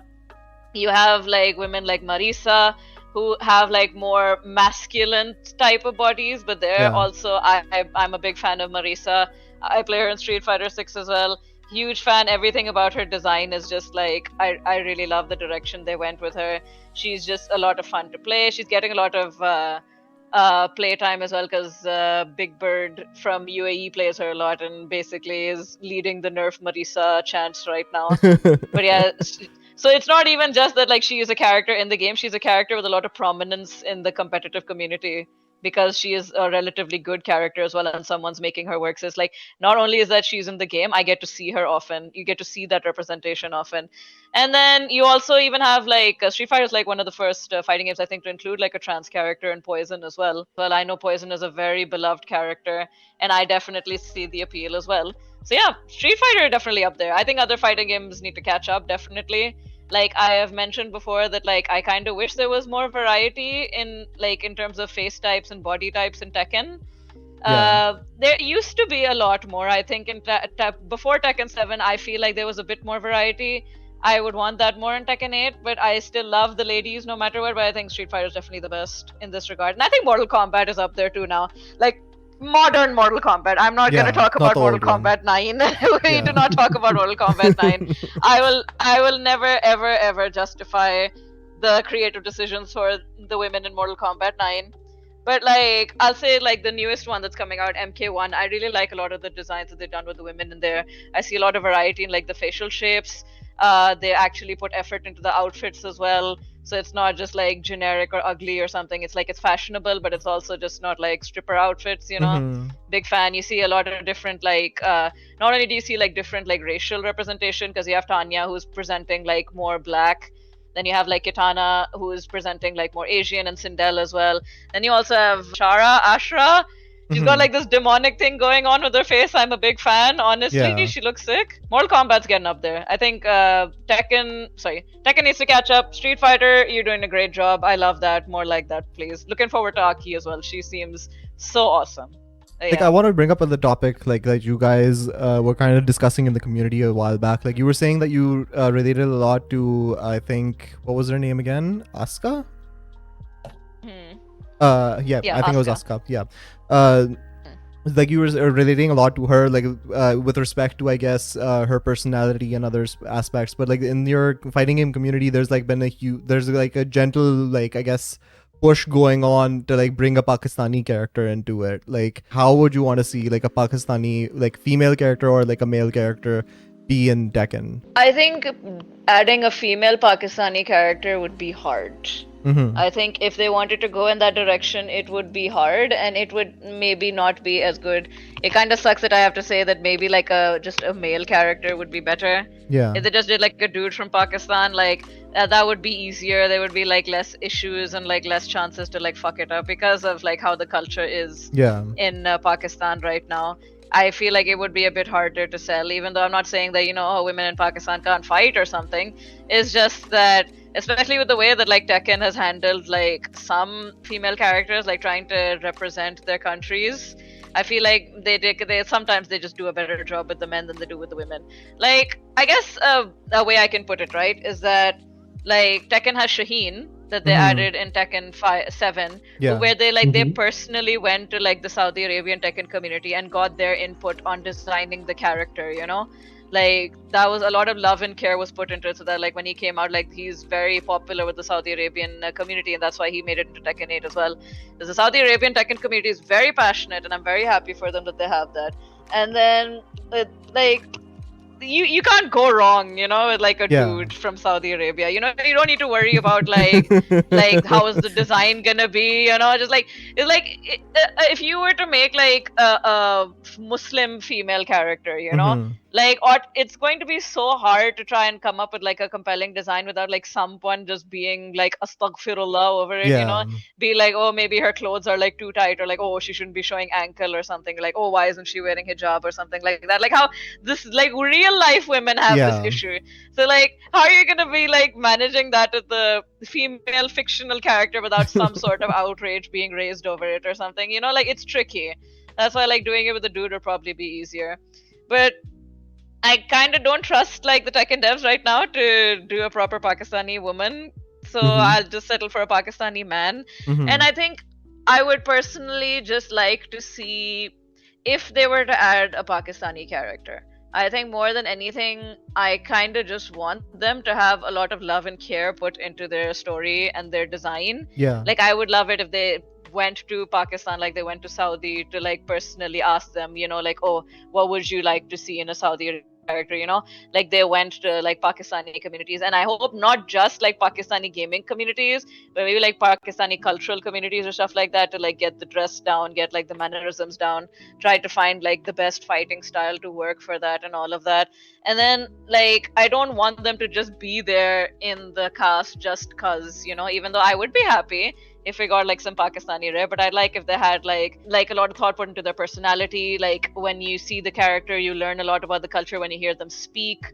you know, in their intros or in their rage art or in their outros. Like, you learn a lot about the character. Like, I want their personalities on display, because in Tekken 7, like, that was a big issue where like a lot of the new characters that they added felt a little flat, because they spent more time on the story of like the Mishimas, that the like new characters like Josie, who was supposed to be Filipino representation, ended up not getting like that much love really. Even though like the Filipino Tekken scene is also very passionate, they deserve their representation as well. But Josie, like, they were happy to have her. Like, I don't really like consider her like, oh, you know, when she speaks or when she fights, or like when I look at her, I think like, oh, she's Filipina. I'm learning so much about like Filipinos, you know. Like, not every character has to represent their culture like 100%. But like, you know, but like you get a sense kind of like of, you know, where they're coming from in that regard. And like one thing I wanted to also like bring up, like you brought up an interesting point, was like women in gaming, like in especially like I guess fighting games, do they kind of play into this stereotype of like female characters are generally weaker than male characters? Like male characters have like harder punching combos versus like quicker and faster like female characters. Like this kind of like stereotyping in that regard. I think fighting games generally avoid that stereotype very well, actually. Because even before, like, you had characters like Marisa, where she's like, oh, she's a hard hitter. You know, like Chun-Li, like, the thing about Chun-Li is that her legs are, like, you know, concrete, bro. You get hit by her legs and then you're dead. It's not just that she's a fast kicker, it's that there's a lot of power in her legs as well. And then in Tekken, for example, like, I like Asuka a lot because, like, she's a hard hitter. Like, even though her fighting style is based on Aikido, and then the concept of Aikido, like, at its core is, like, you're supposed to redirect, like, your opponent's strength. So there's a lot of, like, parrying and a lot of, like, little pokes in here and that. But then Asuka has a lot of moves that just, like, are like huge punches or huge kicks or something like that. Like, they really hit you. You have characters like Nina, like, fine, she's fast, but then she also has like these chokeholds that literally break your bones and stuff like that. And Nina and Anna as well, like, even though they're like more femme presenting than like tomboyish Asuka, like, they have like throws where they literally just throw the opponent like over their shoulder. Like, that requires a lot of strength. In older Tekken games, like a lot of the female characters in Tekken actually had like, you know, like bulky biceps, I remember, to like show that like they're strong. Like, they kind of toned that down from like Tekken 7 onwards.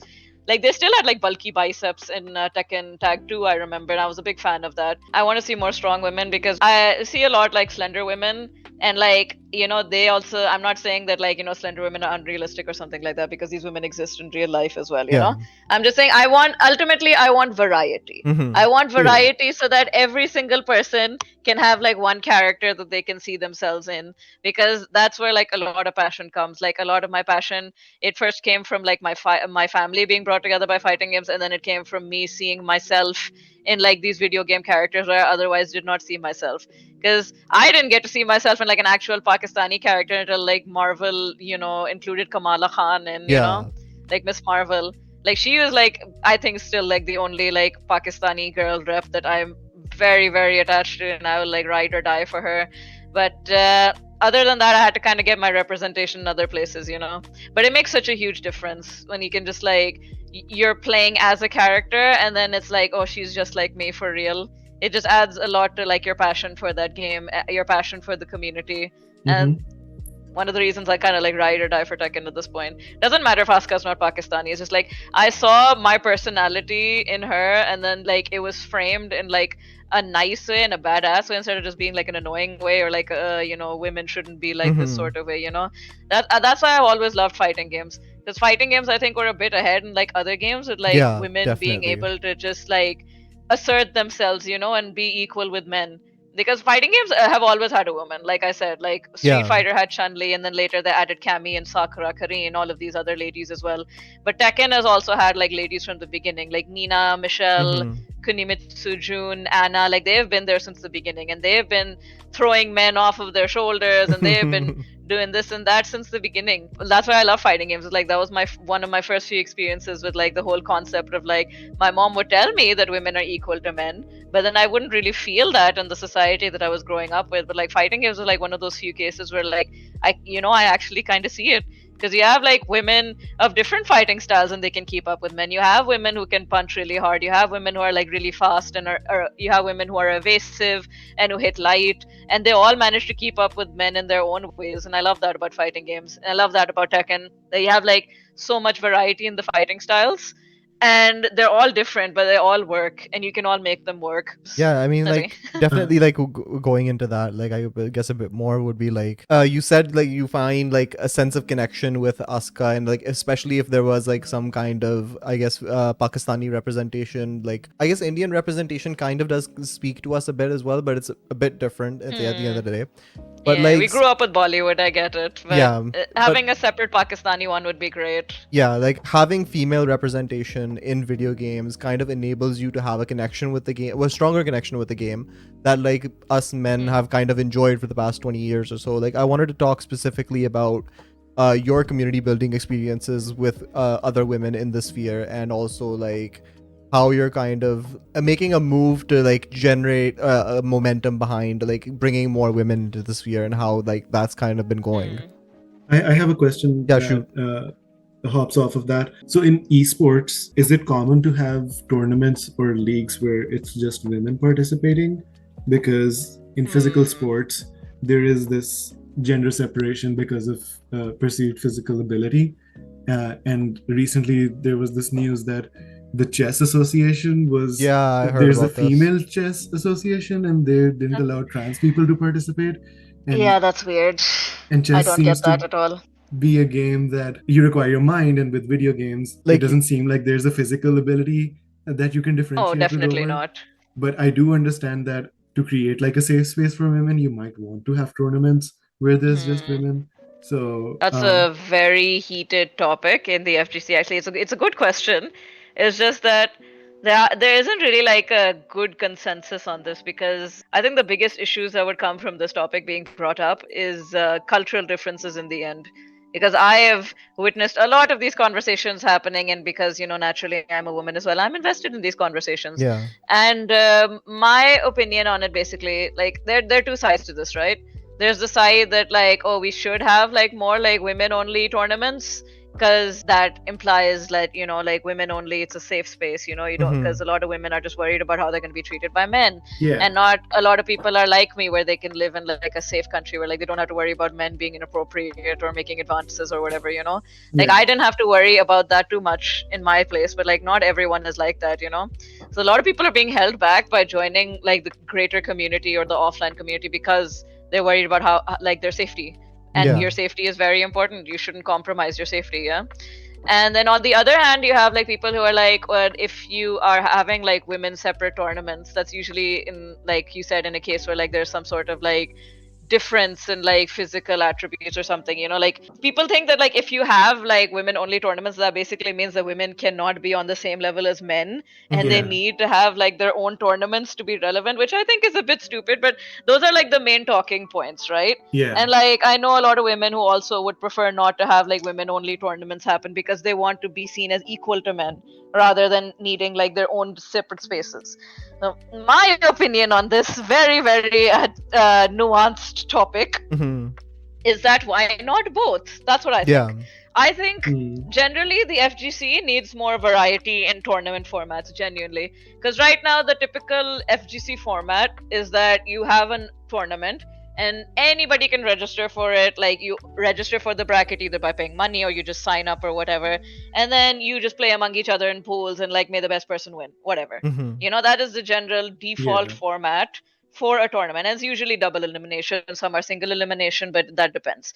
And I think that's a great format, honestly, but we could use a lot more variety in that. I am all in favor of like more mixing up of the formats, like how Gamers 8 was a team tournament. It wasn't like an individual tournament.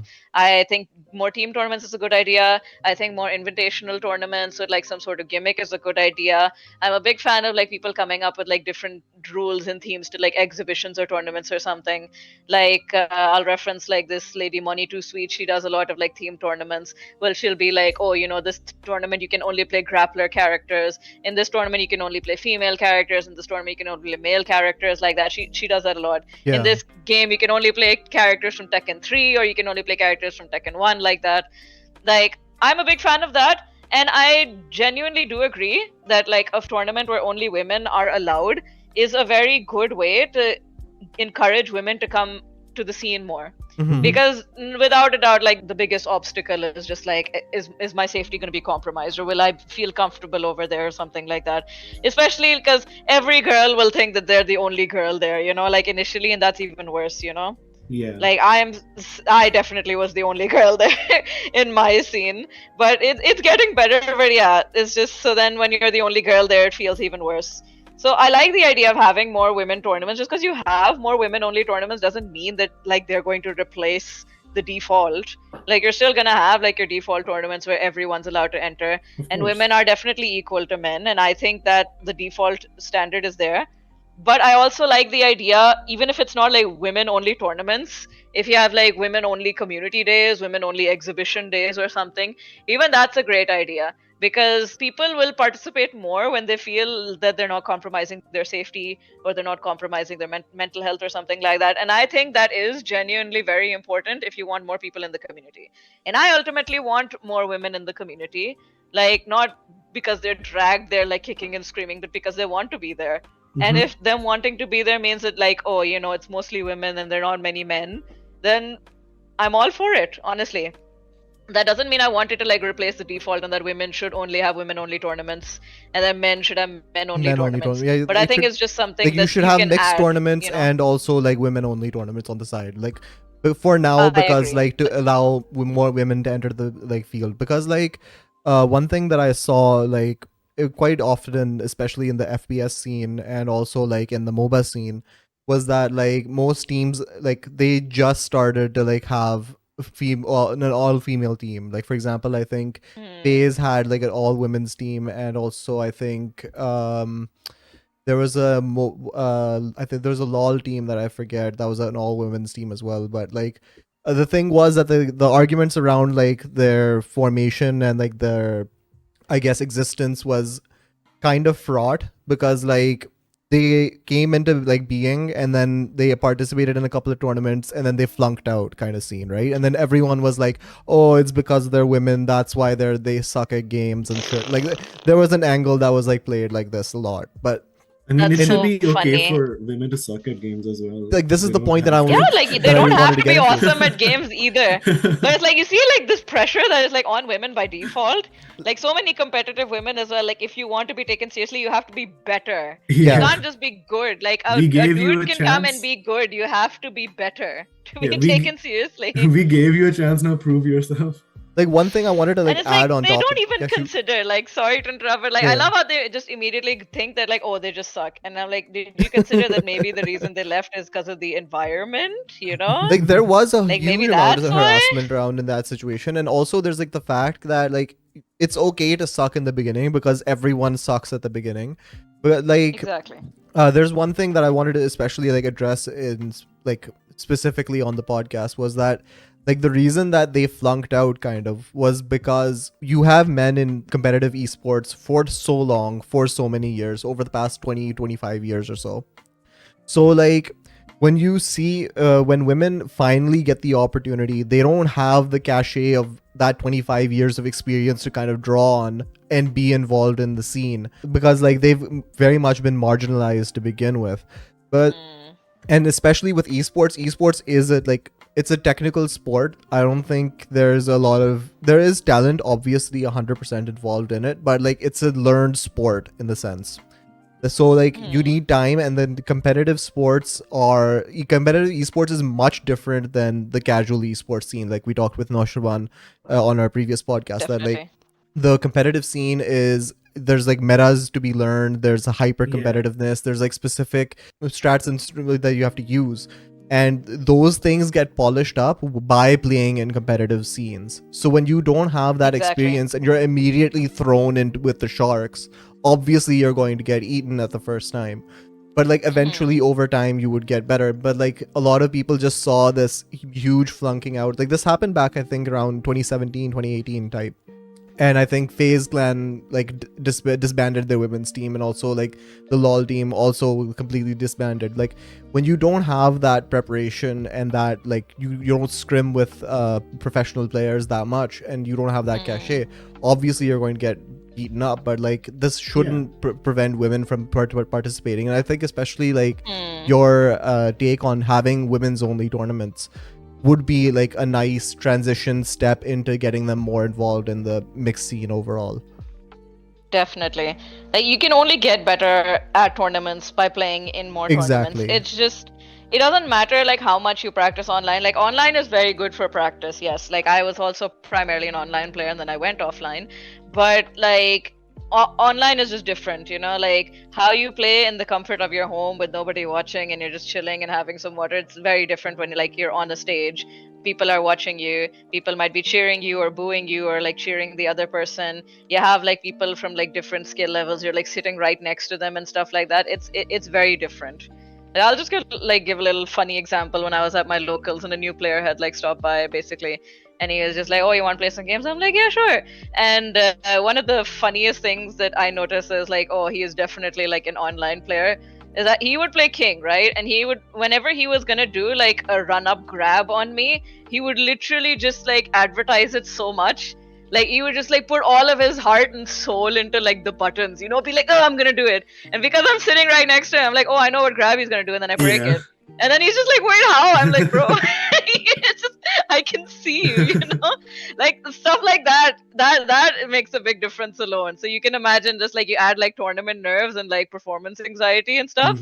Like, you need a lot of practice with that for it to get better. You can't get over like performance anxiety, tournament nerves, and all of that without, you know, getting exposed to it more.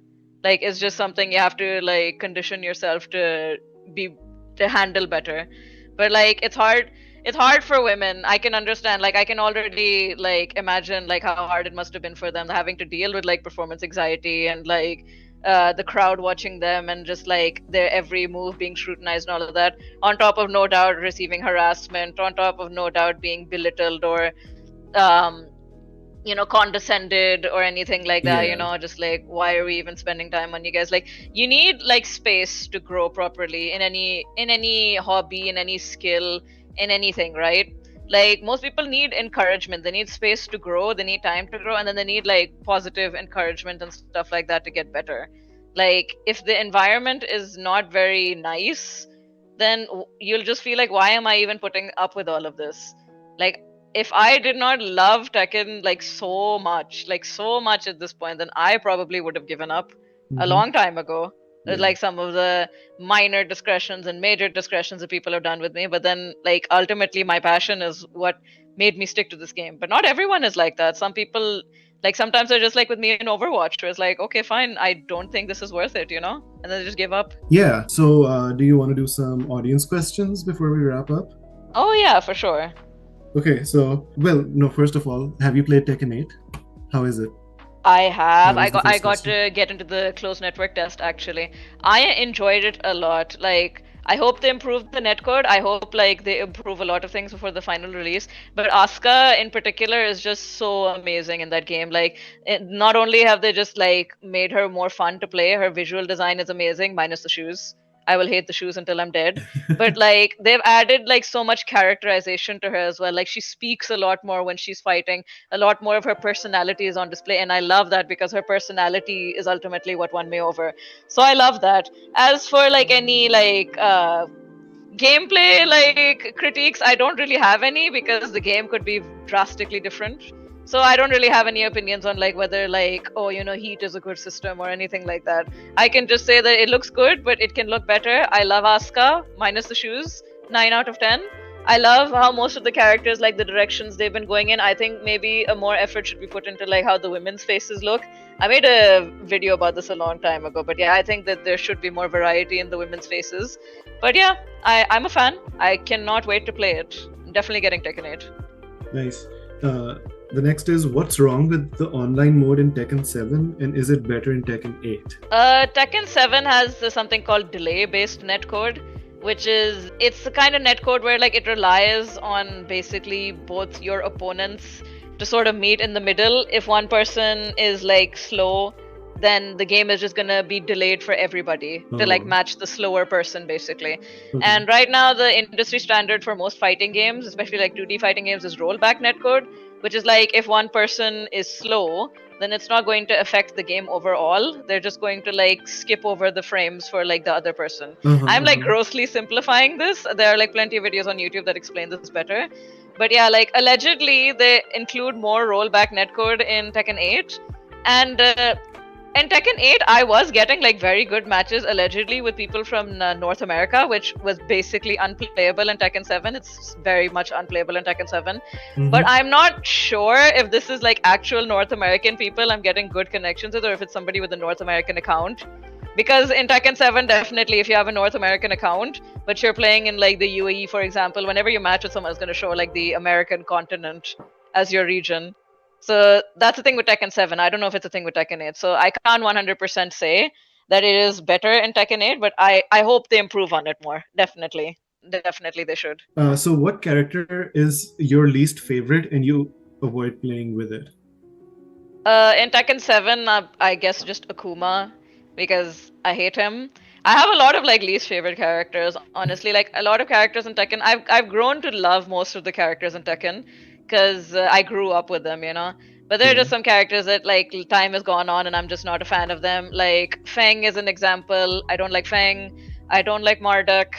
I don't like Lily anymore. I used to like Lily at one point, but like Tekken 7 just kind of ruined her for me 100%. I'm not really a fan of her anymore. But yeah, mostly it's just like Fang, Marduk, Akuma. I'm not a fan of them. Everyone else is just like I get the appeal to a degree and I can get behind it. But those three, no thank you. Are there characters that are just not ever in the meta at all? Yes, definitely. I'm thinking I only got to experience like the Tekken 7 meta firsthand. Like all of my knowledge of like previous Tekken metas is like from like secondhand knowledge or something. Like I didn't live through that personally. But in every single game, like I'll give Asuka as an example. Like my favorite character, Asuka, like she was never really a meta character. She was trash in the game she was introduced in. She was like slightly better in Tekken 6 but still bad. She was good in Tekken Tag 2 but like not exactly like top tier. And she's the same in Tekken 7. Tekken 7 is the best she's ever been, minus Tekken 8, but she's still like not considered top tier. She's considered mid tier. There are like lots of characters that like their places will alter on the tier list between games. Like Zafina, for example, who is a very popular in the Tekken 7 roster. She used to be very bad in her previous games. Like in Tekken 6, Tekken Tag 2, she was considered a very bad character. But she's top tier in Tekken 7. She's used by a lot of professional players when they just want to like backdash away and play like the movement game. And there are lots of factors that go into that basically. There are some characters I notice are just top tier no matter what. Like Jin and Steve, I've noticed, are usually in a very good place in the meta. Usually the Mishimas are in a good place because they're the main characters. Some other characters, it just alternates from game to game. But yeah, there are some characters that are just consistently not meta, and Asuka is one of them, but it's okay. I love her to the moon and back. I don't care if she's not top tier. I'll still play her. Okay. You know how you have some stages where you have walls? Yeah. That open up? So yeah, breakable walls, yeah. In a competitive setting, are those stages included? Like how, is there like a preference for them? Yes, the picking a stage in Tekken 7 is very, very important actually. It depends mostly on the player actually. What kind of stage that you prefer playing? There are some stages that it favors the character. Because let me put it this way in like layman terms, right? If a wall can break in Tekken 7, then that's basically like an opportunity for either more damage on your combo or a brand new combo in general. So it's like damage opportunities. So breakable walls, breakable floors, and how big the stage is and how little the stage is, like all of this makes a difference in like your character strengths. I'll give an example, a character like Julia, for example. Like Julia is very famous basically for her wall game. Like she's very dangerous at the wall. Like she has a lot of moves that are especially very deadly. Like when the opponent doesn't have like the space to move. So then she's very good at the wall. So Julia players will prefer wall stages because then they can get access to that scary wall game. And then on the opposite end of the spectrum, you have a character like Elisa, who doesn't have a good wall game, but she has very good movement. She has very good backwards and forward movement, and she has very good sideways movement by sidestepping. So a lot of Elisa players will instead prefer to go to a stage with no walls so that they can move as much as they want without having to worry about ending up at the wall themselves. So a stage actually makes a very big difference in how the game will go. Some characters are better on some stages than others, and then at the highest level though, it comes down to players more. Like I know a player Ru Kang, he's like a very famous player in the UK. He likes the stage Sook. So if he's ever in tournament and then he loses the first game, he goes to Sook, and then that's like a free win for him because he's just so intimately aware of that stage. There are like a lot of players that like they have their preferred stage that they've unlocked like some sort of like combo techniques, or they've unlocked some sort of strategy to play in them, and they will go and pick that stage every time they lose, because in most tournaments if you lose you're allowed to pick either your character or your stage. So most of the time character specialists will just pick the stage that they know they can get a lot of value in. So yeah, very important decision. Very deep question. Thank you for asking. I would love to go into more detail, but I think I've gone into detail enough. One minor piggyback off of this question, I guess, would be with that, like, the breakable walls, like, as a mechanic, was that kind of introduced to, like, stop, like, the stun locking that usually happened in, like, 2D fighters, and also, like, Tekken initially, when you just carry a character to the wall, and you just, like, endlessly combo them to, like, finish them off? I think definitely corners are not as big of an issue in Tekken and in 3D games as they are in like 2D games. Yeah. Because like in 2D games, you don't really actually have a lot of options to get out of the corner aside from, you know, maybe jumping and all of that, but then you have to deal with anti-airs and whatnot. It's much more dangerous to be in a corner in a 2D game like Street Fighter than it is to be in the wall in a 3D game like Tekken. Yeah. Because not only are the combos usually not that long as a wall combo, like because you can sidestep and that you can do that relatively safely without necessarily putting yourself in danger if you know what you're doing, you have a lot more options to like escape the corner and the wall for sure. So it's not like oh, I'm in the wall, I'm dead, unless you're against a certain character. Like in the early days of Tekken 7, if Paul got you at the wall, for example, I literally used to just be like, okay, well, you know, on to the next round. So I know I was basically dead at that point. Like I knew that I was done. You have like exceptions like that, but for the most part, it's I think the main reason they added breakable walls probably was to just add variety in the stages. I don't think there was like any competitive reason for it, because you're back to a breakable wall, honestly, to me personally, is kind of scarier than having your back to like a proper wall, because if they manage to like wall splat me, the wall breaks and they get like a free combo with like bigger damage and then potentially carry me to the next wall. So that's kind of scarier. But if you do break the wall, then like that allows for like bigger stages sometimes and whatnot. So, you know, it could just be like for better stage variety, better combo opportunities and all of that. I don't think it really 100% counters like stun locking, because that's never really been too much of a problem in Tekken. Because classic Tekken didn't even have walls. That's like a relatively recent thing. Okay, so the next one is, why is gaming predominantly a male hobby? Even if a lot of women play it, maybe if you ask someone, they always think of a male gamer. I think it just it's an extension of just how like men are just considered the default of the human race in general. It's like how with some things it's like, oh, you think a mechanic, you're gonna think a man most of the time, you know? You're not really gonna think of a woman. I think it's just that I think boys were generally just like, it was generally considered okay for them to be playing stuff like video games, sports, all of that back in the day. Whereas women, they like, and little girls, they mostly just be ushered towards like more feminine things. Yeah. Even though gaming didn't start off as like a gender thing, but then when I consider that like this the start of like a lot of gamings was like arcades, and arcades were very much like a male dominated sort of space.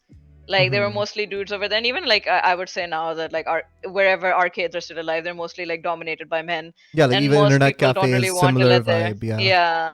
So it's like if the gaming as a general, it started like back in the days in like arcades. Like the consoles would come like much later, and those are usually places where like boys and men just felt like they could hang out and be safer compared to like girls and women, you know?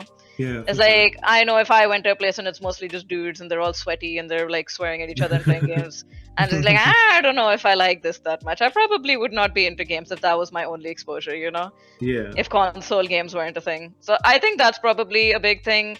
Aside from just like, there are like different examples of like, you know, like women not being encouraged to like play games and that, or women being turned off by games because their only exposure to games is like what, FIFA or like some game and where like they got like big booby ladies Yeah. with like stripper outfits or something. They're like, I don't know if I like that very much. A lot of games just not like appealing to women directly.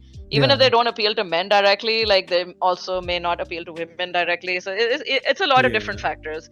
But I think the biggest one is probably just the fact that like arcades in general were not very women friendly, and then that sort of carried over to when console games became a thing. But thankfully that's moving away. We're moving away from that now, I think, inshallah. I think so too. Yeah, that's I think the rest of the questions we've kind of covered in our discussion already. Do you have any last words or last message do you want to say to our audience? Yeah. I think I think I should plug myself first before I do anything else. 100%. I am Ayano Hisako in most places, on Twitch, on Instagram. My Insta is mostly just art because I draw a lot, and I'm hoping that gets more attention at some point. Yeah, Ayano Hisako on Instagram, Ayano Hisako on Discord, Ayano Hisako on Twitch, and then on Twitter I am Ayano Oscar instead. But if you type Ayano Hisako, you'll find me. It's that way too, not to worry about it. Basically, I'm trying to... Oh, and I'm Ayano Hisako on YouTube as well. Like, my YouTube's relatively new. Trying to practice, like, video editing and stuff like that. I have a video coming out soon, which is coincidentally me playing Tekken 8. It's going to be, like, heavily edited and all of that because I'm practicing my skills. Nice. But, yeah, that's something you guys can look forward to. All our socials will be in the description down below. I'll definitely apply for more commentary gigs in the future. And other than that, any last words? I just want to make it clear that like I've always done my best. That if there's any way I can even help like other people get into the scene as well, feel free to always hit me up if you want to ask questions either about commentary tips or just like how can I help in my scene, or if I'm interested in doing this or that and blah blah, how do I start? And or even if you just need like help networking, I can help you network as well, because ultimately I want more good for the FGC. And it seems that things are getting better because now we're getting like tournaments with like bigger prize pools. Our like prominent players are getting picked up by like better like bigger esports things. So like our players Joy Fury HK Jr. got sponsored by FaZe, and Cuddlecore got sponsored by Cloud9, bless her heart. Like, I like that our players are getting a lot more recognition now, and not just Arsalan and Anakin. So I want the community to just keep getting bigger and better. And so I will do whatever I can within my power to help that. So remember, if there's any way I can help you, you just let me know. I'll do my best to help you within reason. So that was been the Q&A podcast with as always Faraway Q, and thank you so much for meeting us, talking to us, and also in like entertaining our very long and detailed queries. It was a pleasure. Thank you for having me. Yeah, it was great talking to you. And we will catch you guys next week. Allah Hafiz. Allah Hafiz. Bye.